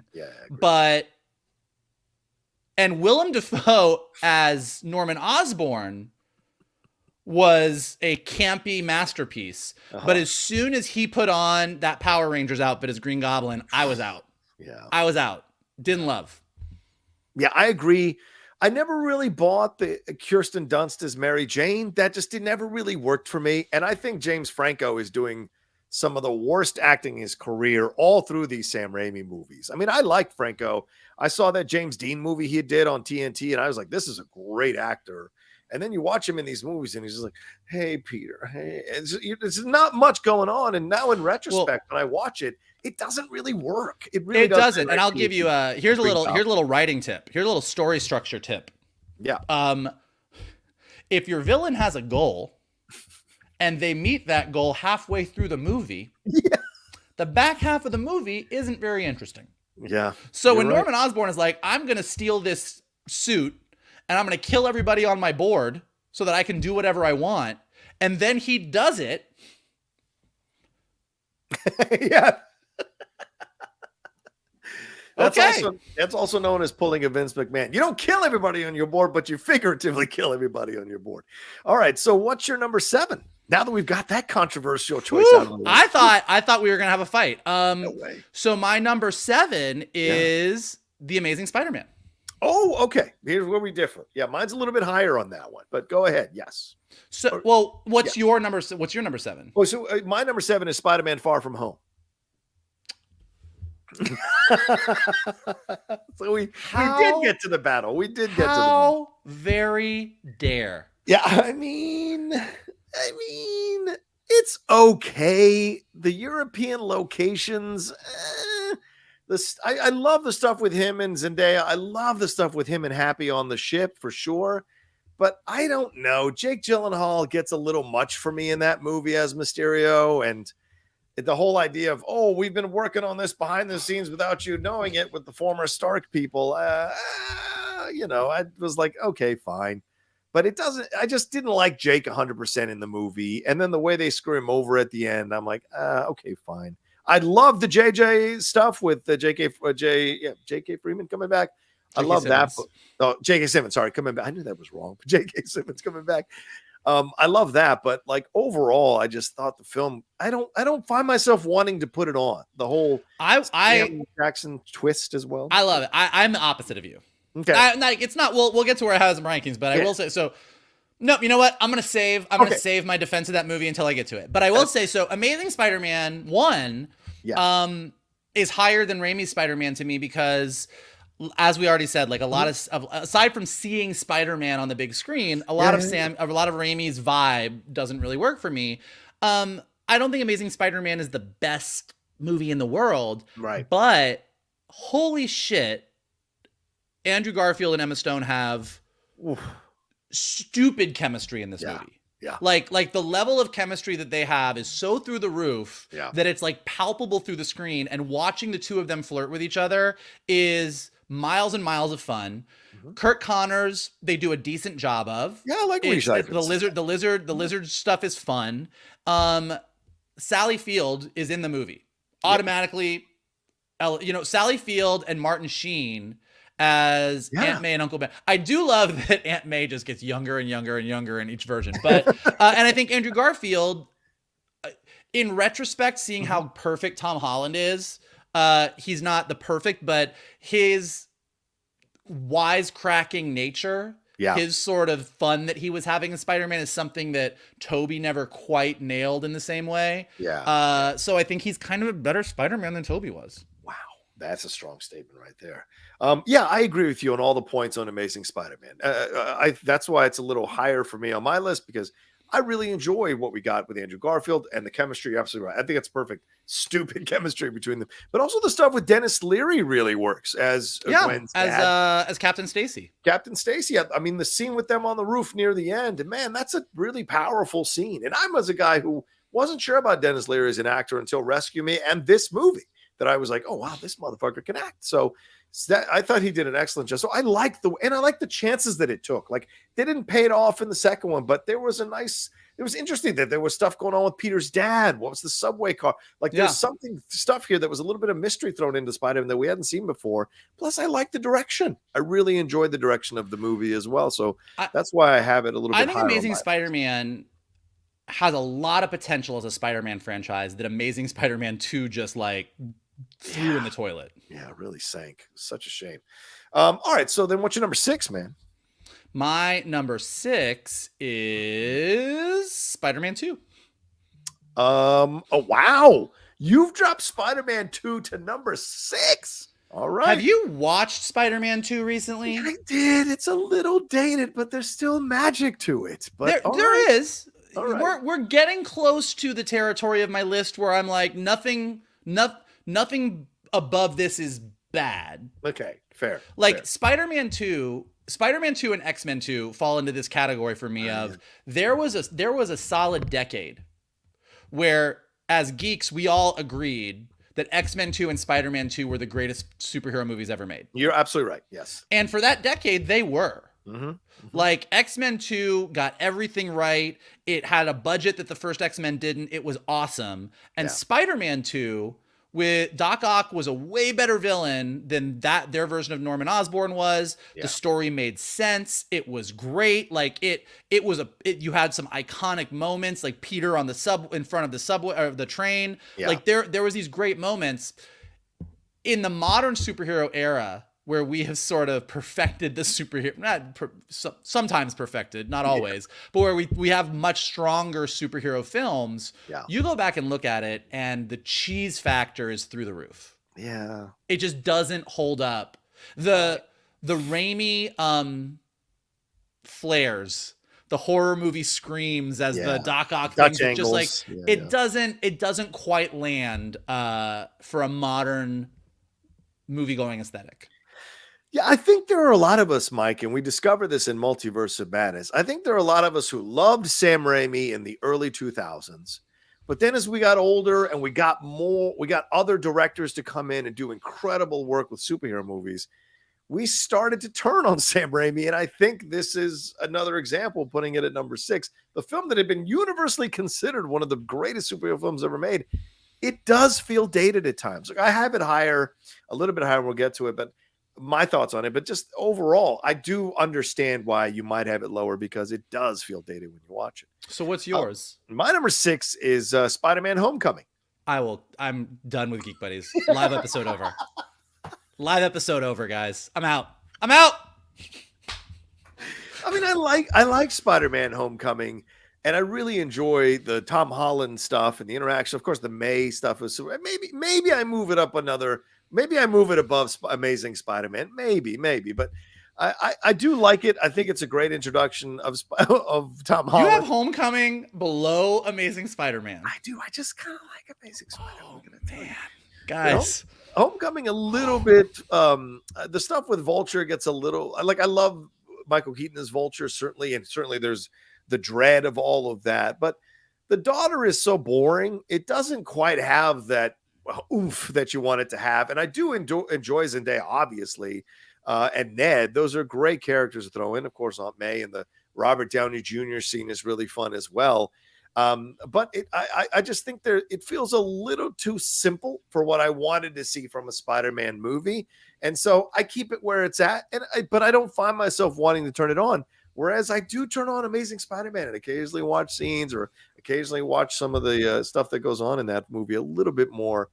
Then there isn't a danger to Spider-Man Homecoming until that one scene in the car between Keaton and him when he realizes that Peter is Spider-Man. But other than that, I don't really sense the danger and the cheesiness with the arm and the selling the stuff with Bokeem Woodbine and stuff. That's all cheesy stuff for me. So it doesn't quite 100% work as strongly as it does for other people. So this is my opinion. Interesting. There we go. Interesting. All right. Well, let's throw in a quick break and then we'll get into our top 5s and then get into the Pride stuff and we'll roll on out of here right after this.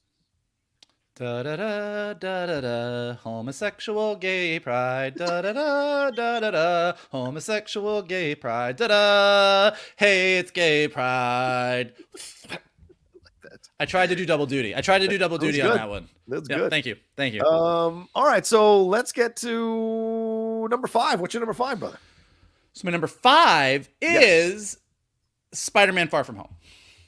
Oh, Far From Home. Oh, so it's a little bit higher. Okay, go ahead. Yeah, go ahead. So Far From Home, I think is the third best out of the Tom Holland Spider-Man movies, but I think it's a great movie. I will disagree with Rocha. I think that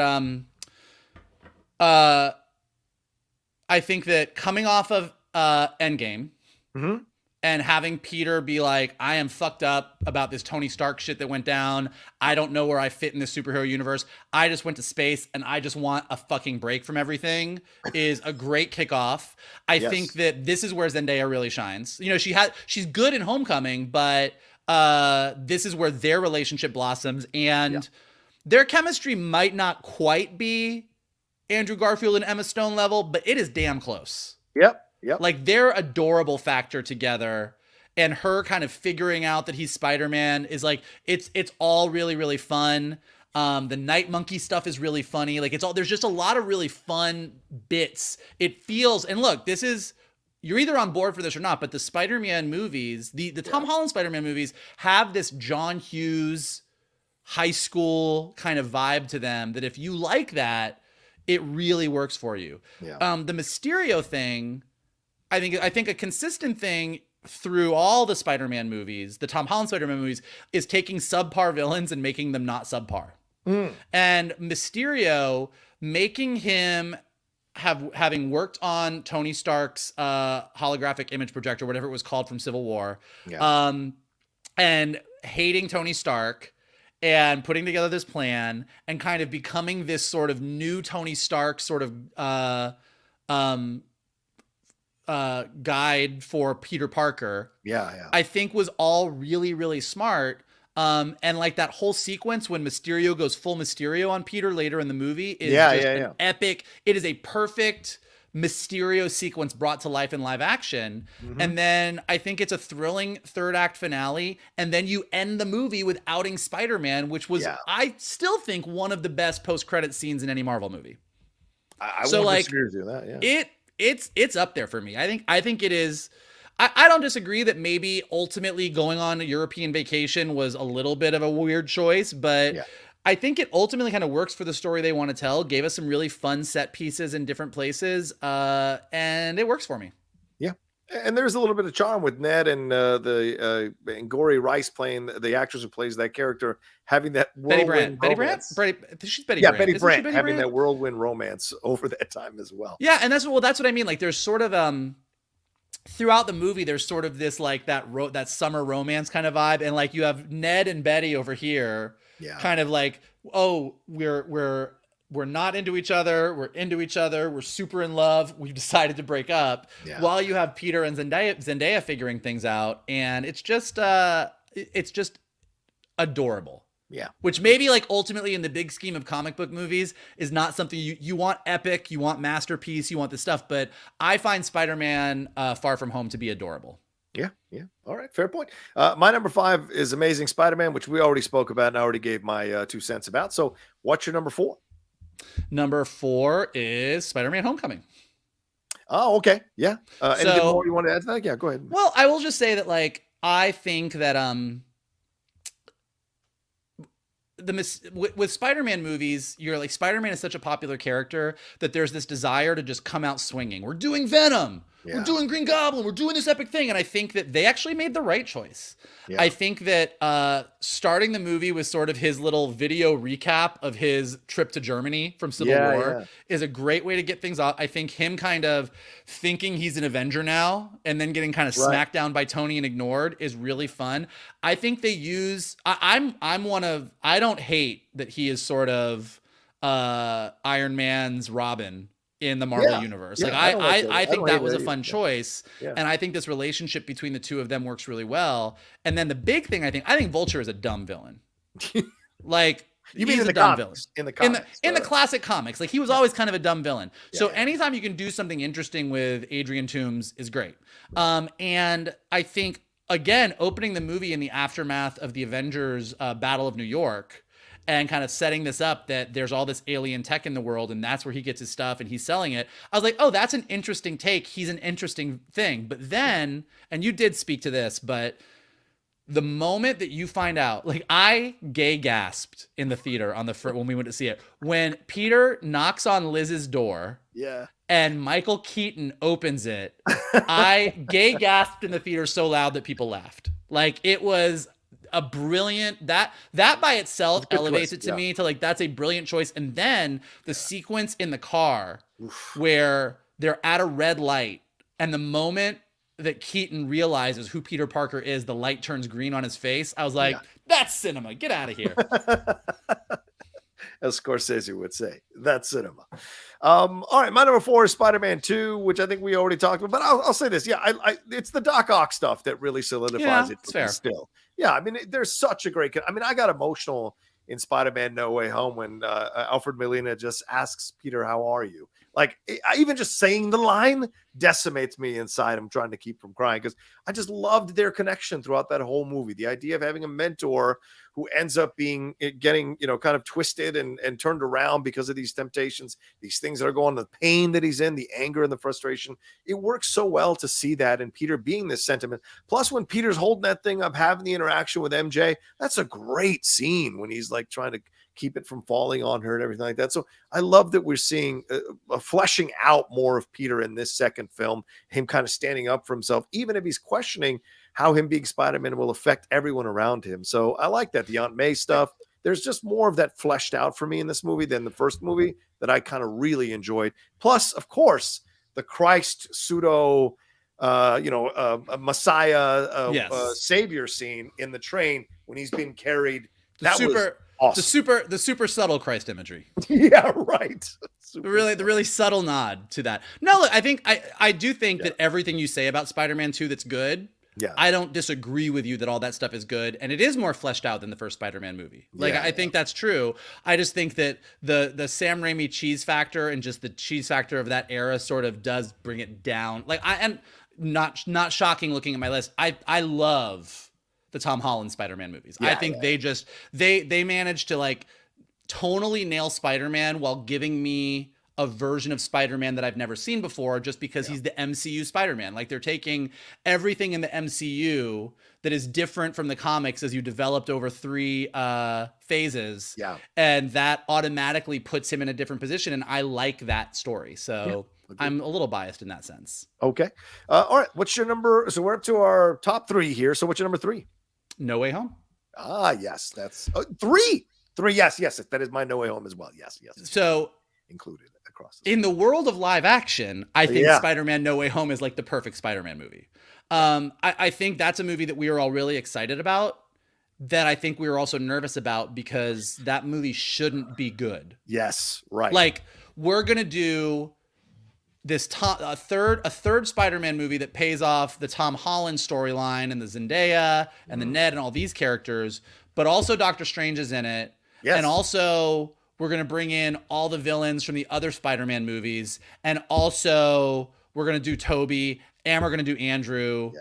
And then we're going to do this whole Aunt May bit. Like just all of it should have toppled under its own weight. Yeah. And the fact that it didn't, and that to me, it's actually the strongest of the 3 movies, is amazing. I think the fact that they used Aunt May the way they did. I don't know why I'm not spoiling this. It came out a year ago, but Rocha said he wasn't going to spoil it, so now I feel guilty. But like, so the way they use Aunt May the way they did, I think is a stroke of sheer brilliance. Agreed. And like, dude, that scene when Peter is on the roof, having his emotional breakdown, and then Toby and Andrew are there for him, and they all share in this moment, is like, it just gets me every single time. And the best thing, the thing that I am most impressed with, I said the best thing about these Tom Holland Spider-Man movies is that they take kind of lamer villains and make them cool. So they made Vulture really interesting to me for the first time. They took Mysterio and added all of this Tony Stark, all MCU stuff to it that made him he was lying about the multiverse. Like, it was all just like, that's great. Yeah. Then they took Willem Dafoe's Green Goblin, who is one of the main reasons that the Sam Raimi Spider-Man is so low on my list, and turned him into Tom Holland Spider-Man's biggest foe. Yeah. And made him awesome. Yeah. That I did not think was even possible to do, and they did it. Yeah. They redeemed both Electro and Green Goblin. Yep. If you had any issues with them from the Raimi films and from the, who directed? I forgot. I can't forget the director of the Amazing Spider-Man films. But yeah, they redeemed them and did such a good job with this. But also, the thing is, here's this film is such a perfect crystallization of what the difference is between Spider-Man and Batman, right? Spider-Man lost his parents as well. Batman lost his parents. But Spider-Man was raised here in the situation with Aunt May and Uncle Ben. and you see, well, Aunt May, there's no Uncle. We don't know what happened with Uncle Ben. It wasn't really talked about that much. But Aunt May, he went and started a rice factory. Oh boy, that's a whole nother conversation. But yes, and then and he's raised by Alfred, right? It's two different approaches. Now, people always criticize Batman. He lets them go. So does Spider-Man. The difference is Spider-Man still believes these villains are redeemable. So Spider-Man infinitely believes for the rest of time that there's a way, there's a path forward. I may not always agree with Spider-Man and his redemption beliefs, but I think it's important to have that energy in a comic book universe, to have somebody who is strong and certainly symbolizes maybe the top Marvel character to say, no, I still think there's a way for them to figure this out. I feel bad that their life turned out this way. I hope that hopefully at some point they'll be able to find their path back to the light.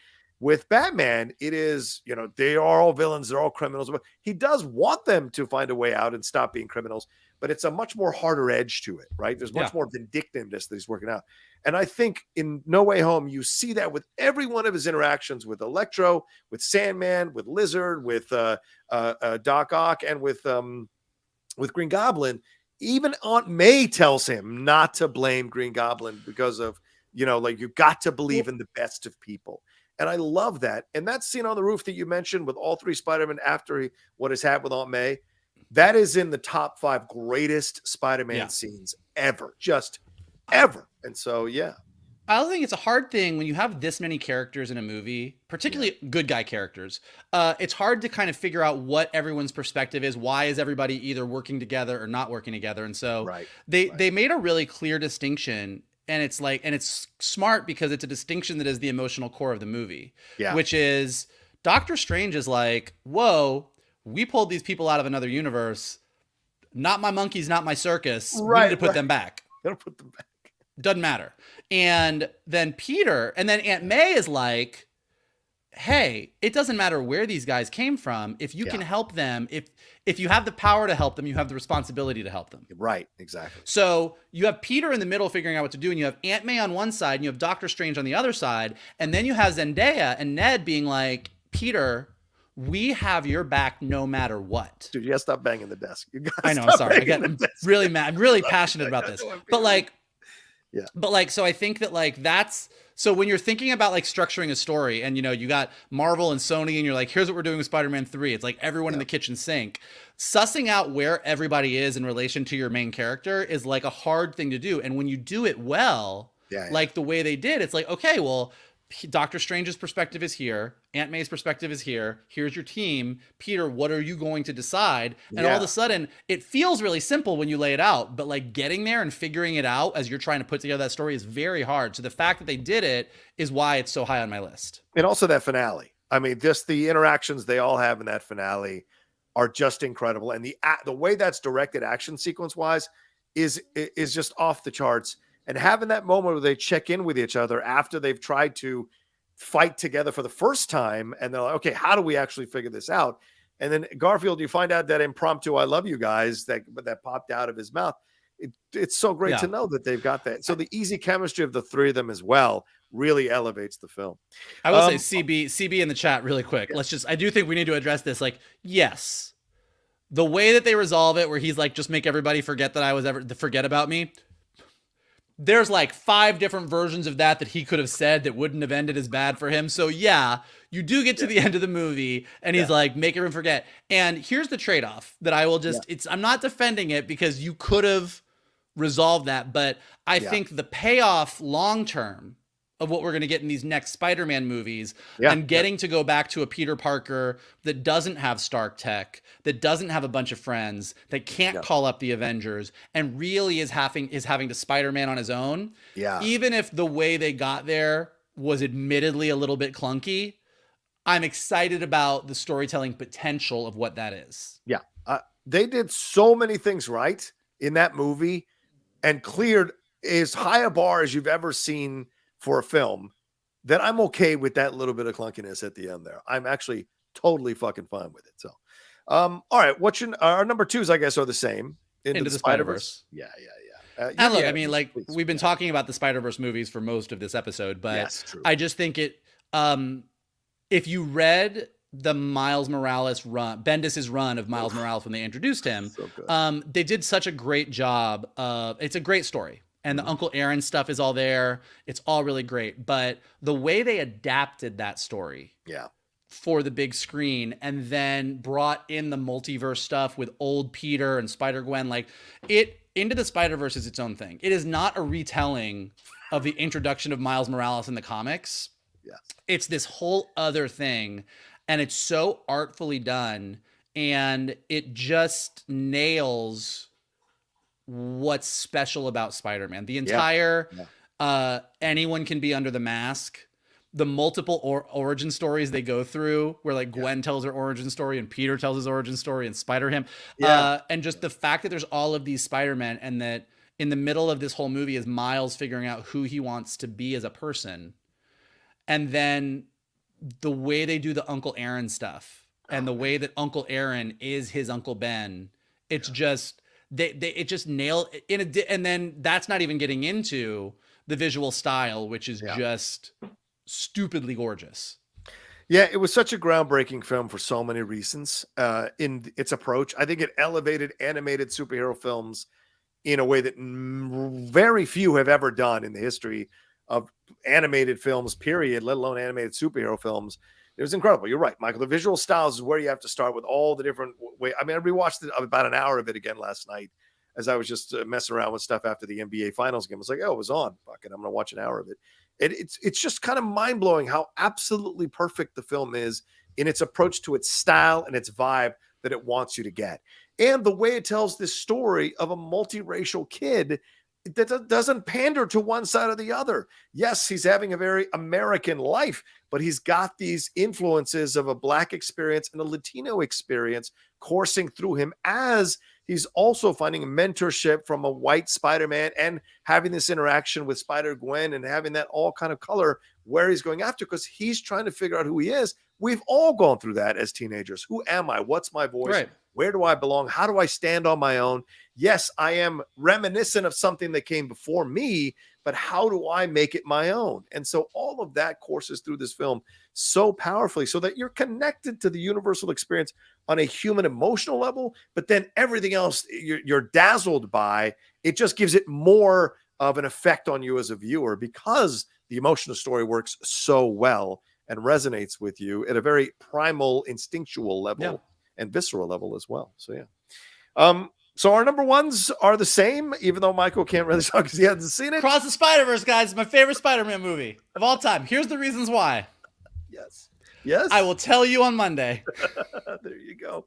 I've already spoken about it. I'm not going to say anything more. You've seen my tweets, and it's just incredible. Go and see it. And it is as groundbreaking as the first Into the Spider-Verse movie, even times 2, times 5, even in certain moments. And it'll blow your mind. All right. I'm going to ask you. Okay. I'm going to ask you. Okay. You're only torturing yourself, but go ahead. Yes. Were you happy with Miguel O'Hara? The level of happy I was. Okay. Woo! I was nervous for a minute there. Okay. Because Michael knows this. I collected Spider-Man 2099, loved Spider-Man 2099. I still have these single issues in boxes back at my mother's house in Virginia.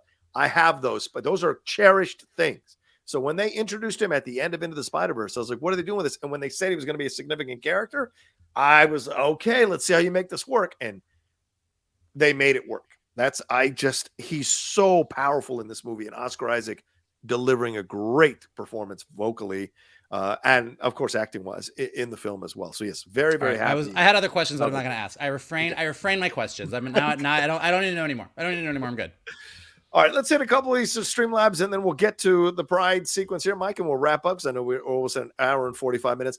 Real quick, please remember to subscribe to the channel. Hit that subscribe button, hit that bell button so you see when we're dropping all the content we do here. Dirty Mother Townsend says, Across the Spider-Verse was amazing and surprisingly really touching. Yes, that's the number one thing, the heart of that film as well. If anyone is craving more Lord Miller, they're currently airing a new season of Clone High 20 years later on Max. And it is pretty great. Yeah. It's so smart. Okay. Clone High back in the day was smart, but the way they've kind of finangled this 20 years later season is brilliant. Yeah.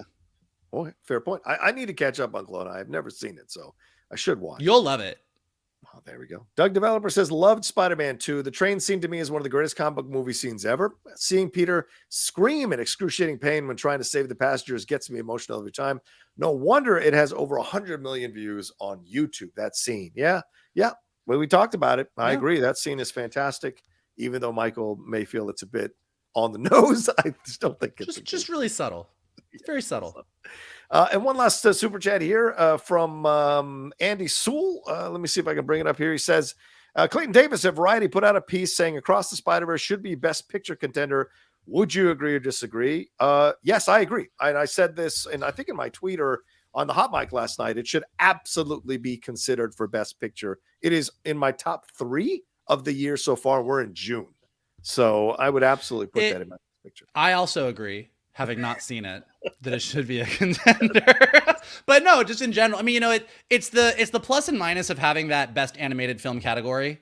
Yeah. That Beauty and the Beast broke through in 91? And was the first animated film that was nominated for Best Picture because they were like, fuck, this movie is that good. Then a little bit later, they're like, you know what? Animated movies are pretty good. Let's give them their own category. And it all of a sudden became like this reason not to put animated movies in the Best Picture category. Right. And I'm really hoping that if it's not Across the Spider-Verse, it's something else. But like you can have, it's just like foreign films. It's just like you can have Parasite be in best because Parasite was in both, right? Yes, it was. Wasn't it? Yeah, you can have like, hey, Across the Spider-Verse could be the best animated movie of the year. And it also might be the best picture of the year. Yeah. And I think like the day that we get that, I will be a very happy person. Agreed.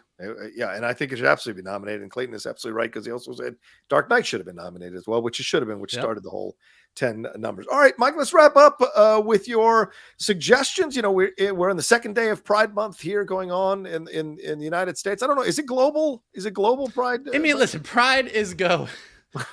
Gay people love a party.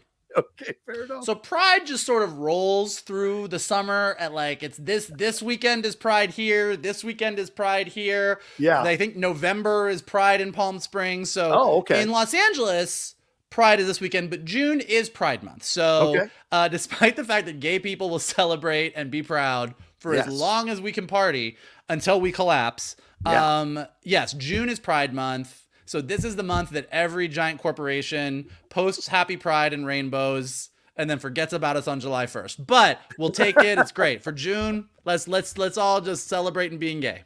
There we go. All right. So what can you recommend film and TV wise for people to check out and enjoy in the spirit of Pride Month? So look, Rocha asked me this. Rocha asked me this, and look, there's all the classics that are great. I just watched Kevin Kline's In and Out from the early 90s the other night with some friends.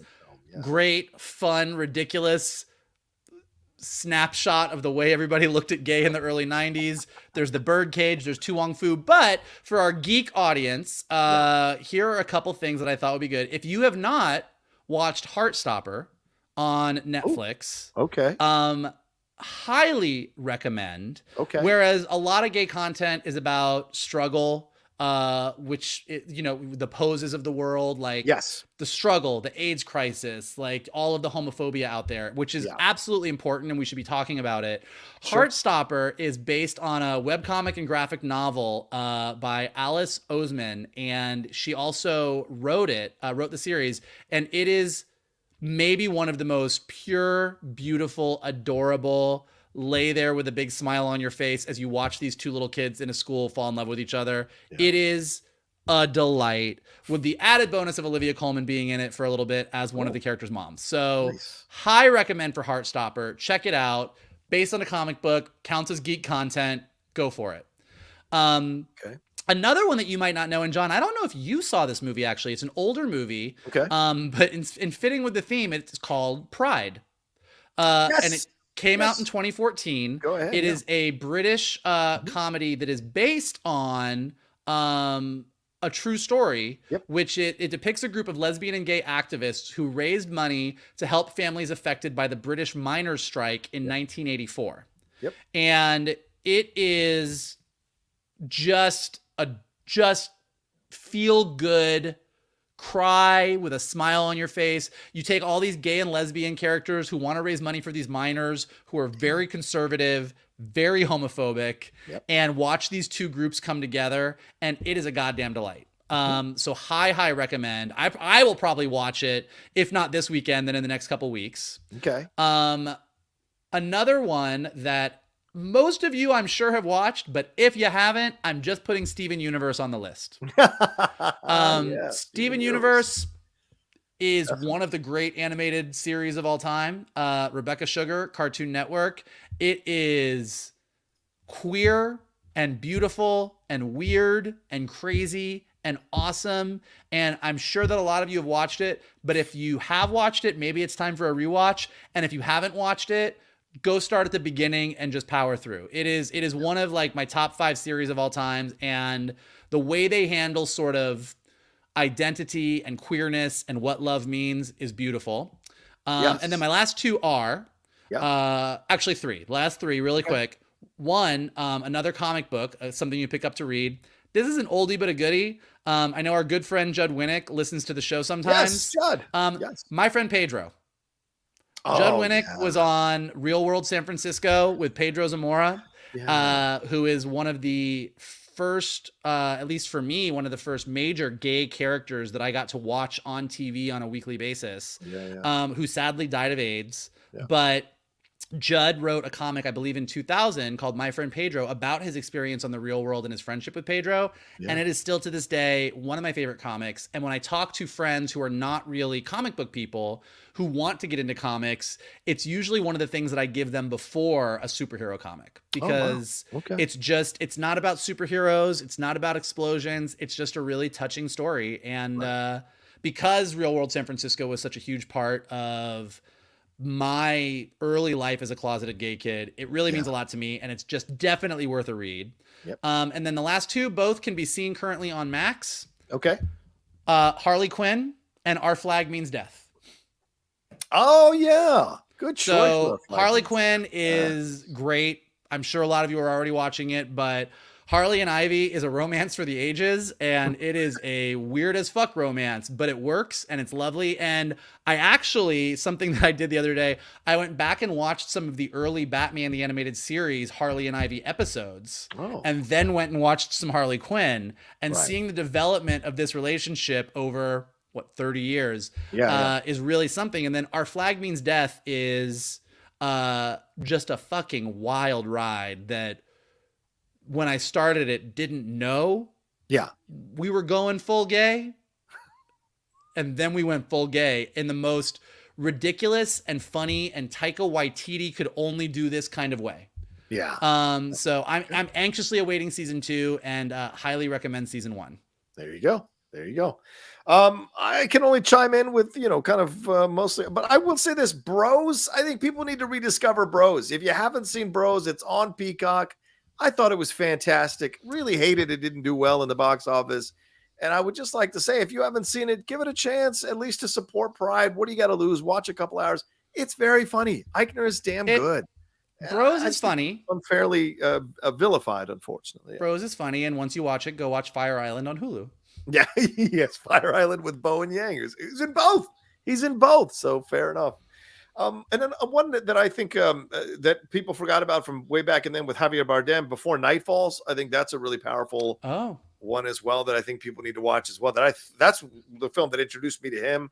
And yes, you'll have to deal with Johnny Depp in there for a little bit, but if you have an issue with that, but I think Javier is so incredible in that movie, and I just would highly recommend that for you all if you're going to take a chance on a film like that. And of course, Michael already said In and Out, and we should mention, we'd be remiss not to mention, for Michael and I, The Birdcage, which is, listen, essentially our I just took, I think we've talked about this. I just took a bunch of my gay besties from LA, and we all flew to Florida to spend the weekend with my parents in St. Augustine. And the last night that we were there, we all ordered pizza and watched The Birdcage. And it was still it's still one of my favorite movies of all time. I still think it is in my top 5 funniest movies of all time, period. So you get Nathan Lane full on, you get Hank Azaria full on, you get Robin Williams, who just seeing any performance of Robin Williams always brings a smile to my face. Like it is a plus. Yep. Oh, and yeah, Aisha Kenya, the Lady Outlaw would agree with you. She loves Pose. So if you haven't watched Pose, Pose is that great. is Pose is super powerful. Yeah. And, Pose is a thing I think that people don't either don't remember or don't even know that so much of what we think of as gay culture today, all of the sachet you stay, there's just a level of tens across the board. Like the gay and trans community, particularly the trans community in the 80s in New York with the ballroom scene and everything that happened. Vogue. You can watch Paris is Burning, which is a documentary that is about the same period of time as Pose. It's a little bit rougher around the edges because it is real. And Pose is a little bit more of the, Pose is rough as well, but Pose is the more scripted version of Paris is Burning. But yeah, it's a great show as well. Yeah, agreed, 100%. I do want to say we did have one last Streamlab, which is kind of leading me into this last thing here that I already had on my list, Haskell, but thank you very much for reminding me. He said, John, for the end of the show, let the viewers know about Robert from Late to the Party and how he and Vanessa need all the love, prayers, and support. And if they can, please donate to the GoFundMe and search for Late to the Party. Yeah, Late to the Party is a crew of people, two people who, Robert and Vanessa, who are fantastic. And when I was first doing the Shmutdown, they were starting out their YouTube channel. They came up to see a few of the shows, and I was very happy to be interviewed by them for some of their content. They were starting out on their YouTube. I think they had like 1,000, 2,000 subscribers, now well over 100,000, very much a big footprint in the YouTube community in terms of the reactions and reviews that they do. But unfortunately, Robert has encountered some pretty serious health issues. And I hope you all are following Robert. He's posted a GoFundMe here. He has diverticulosis. He is bleeding out of his body now. It's sadly he posted a very moving tribute to Vanessa today, saying that if I don't, I'm being realistic. If I don't make it out of this, I just hope Vanessa is okay, and certainly we will all take care of her as a community. But there is a GoFundMe. He is trying to raise $15,000 for his healthcare stuff. So if you all are fans of Late to the Party, fans of Geek Buddies, check out Robert and Vanessa at LTTP and look. There's a link there with one of their posts. I will be retweeting it as well on my Twitter for you all if you want to donate and help Robert out and Vanessa out with these medical expenses. Sad thing to have happening right now, but hopefully Robert recovers, stays strong, and does not take a turn for the worse, because Robert is one of the best people, one of the brightest lights out there, a guy who always believes in the best of people. And when you see things like this happen to good people, it really is heartbreaking and a sad situation. So uplift him, donate, send him words, tweet at him. He's not responding to everything, obviously, because he's very in pain. But, send him the love, put the energy out there, send your prayers out there. I know he would appreciate it very, very much. So thanks, Haskell, for the reminder as well. I appreciate that. And real quick before we leave, Travis Earl says, what's Vogel's take on the Ethan Hawke Pedro Gay Cowboy short that's coming out? It looks great.